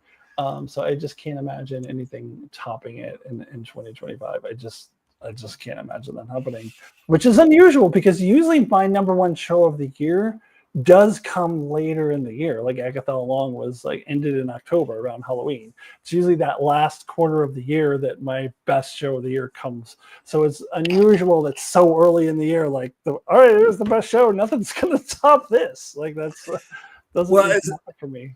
It does happen for me because it happened with The Expanse twice because it ended in January. I'm like, well, nothing's going to top this. Yeah. All right. Can we talk for another 5 minutes so we can get to the exact I don't think that's necessary. I think that we can go ahead and call it a night. Mark, do you want to tell the people where they can find you and what you're up to? Yeah, so my name is Marc, channel's Enchantment of Eternity. I just released a full-length review for Severance Season 2, so if you want to hear me talk about it even more, you can check out my channel for that. Otherwise, cover random videos and stuff. I just did this video about watching a bunch of shows and movies from the late 70s and early 80s. It was an interesting experience. And but mostly I'm covering Star Trek. Doing episode by episode. I'm all the way up to Season 1 of Voyager and Season 3 of DS9, going in order of air date. So yeah, if you're a huge Star Trek fan, you can check my channel out for that and various other crazy stuff. All right, and if you don't know, my name is Alyssa, and I have a channel called Alyssa Jeans Reviews that you are watching right now, and it's mostly inactive these days. But if I see a show like Severance, something that I really need to talk about, might grab Mark on here and do a little discussion. But I have plenty of stuff that I've done in the past. I've covered Star Trek as well. I will probably do a Strange New Worlds Season 3 mid-season review and end-of-season review. So there'll be some things. I still kind of want to talk about life as a trans woman in the current state of the U.S. I still want to do another video about that. I did one earlier this year, but I want to do another one at some point. So just subscribe, watch all my previous content, and maybe new things will pop up as we go along. And I want to give a huge shout out for Allison for being here. She says, fun chat, lovely to see you both. It was lovely to see you as well, Allison. I'm so glad to have you here. We also had Darren from D's Reviews pop in for a minute, and we have Brooke joining us earlier. So thank you all, and thank everyone who actually stuck with us for 3 hours. Oh, sorry, I have to. A 3-hour video. A 3-hour video. Yeah. I typically don't like doing videos this long because after 2 hours, my brain starts getting a little mushy, and I feel like that was happening a little bit. So maybe I wasn't as intelligible as I might have been otherwise. But it was a really fun conversation. And Allison says, "My pleasure, Mark." Marc. All right. Well, all right. Well, it was good chatting with you, Marc. Yeah, no, And definitely good to be here. yep. All right. Thanks everyone for joining. We will see you next time. Goodbye.